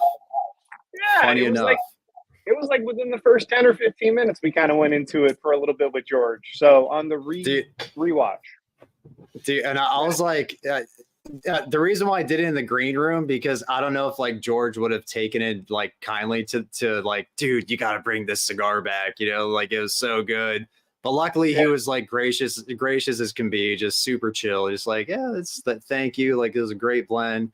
I wish I could still make it, all that stuff. So very, very, I appreciate George, and just to like finish this all off, what a guest. Super gentleman, super like obviously knowledgeable. He's been in it his entire life essentially. So just that we thank him for his time, and thank him for his time, and thank him for continuing to put out great cigars for a very, very affordable price. Yeah, absolutely. I think that sums it up perfectly, guys. Well, thank you guys. Yeah, it's always fun coming on with y'all. Thank you, Michael. I love you, dude. Likewise, bro. Likewise. Alrighty, guys. Well, for another couple of weeks, we are out of here. See y'all soon. Hopefully, I don't blow away. Get inside, Mike. Get inside. Later, guys. See you guys.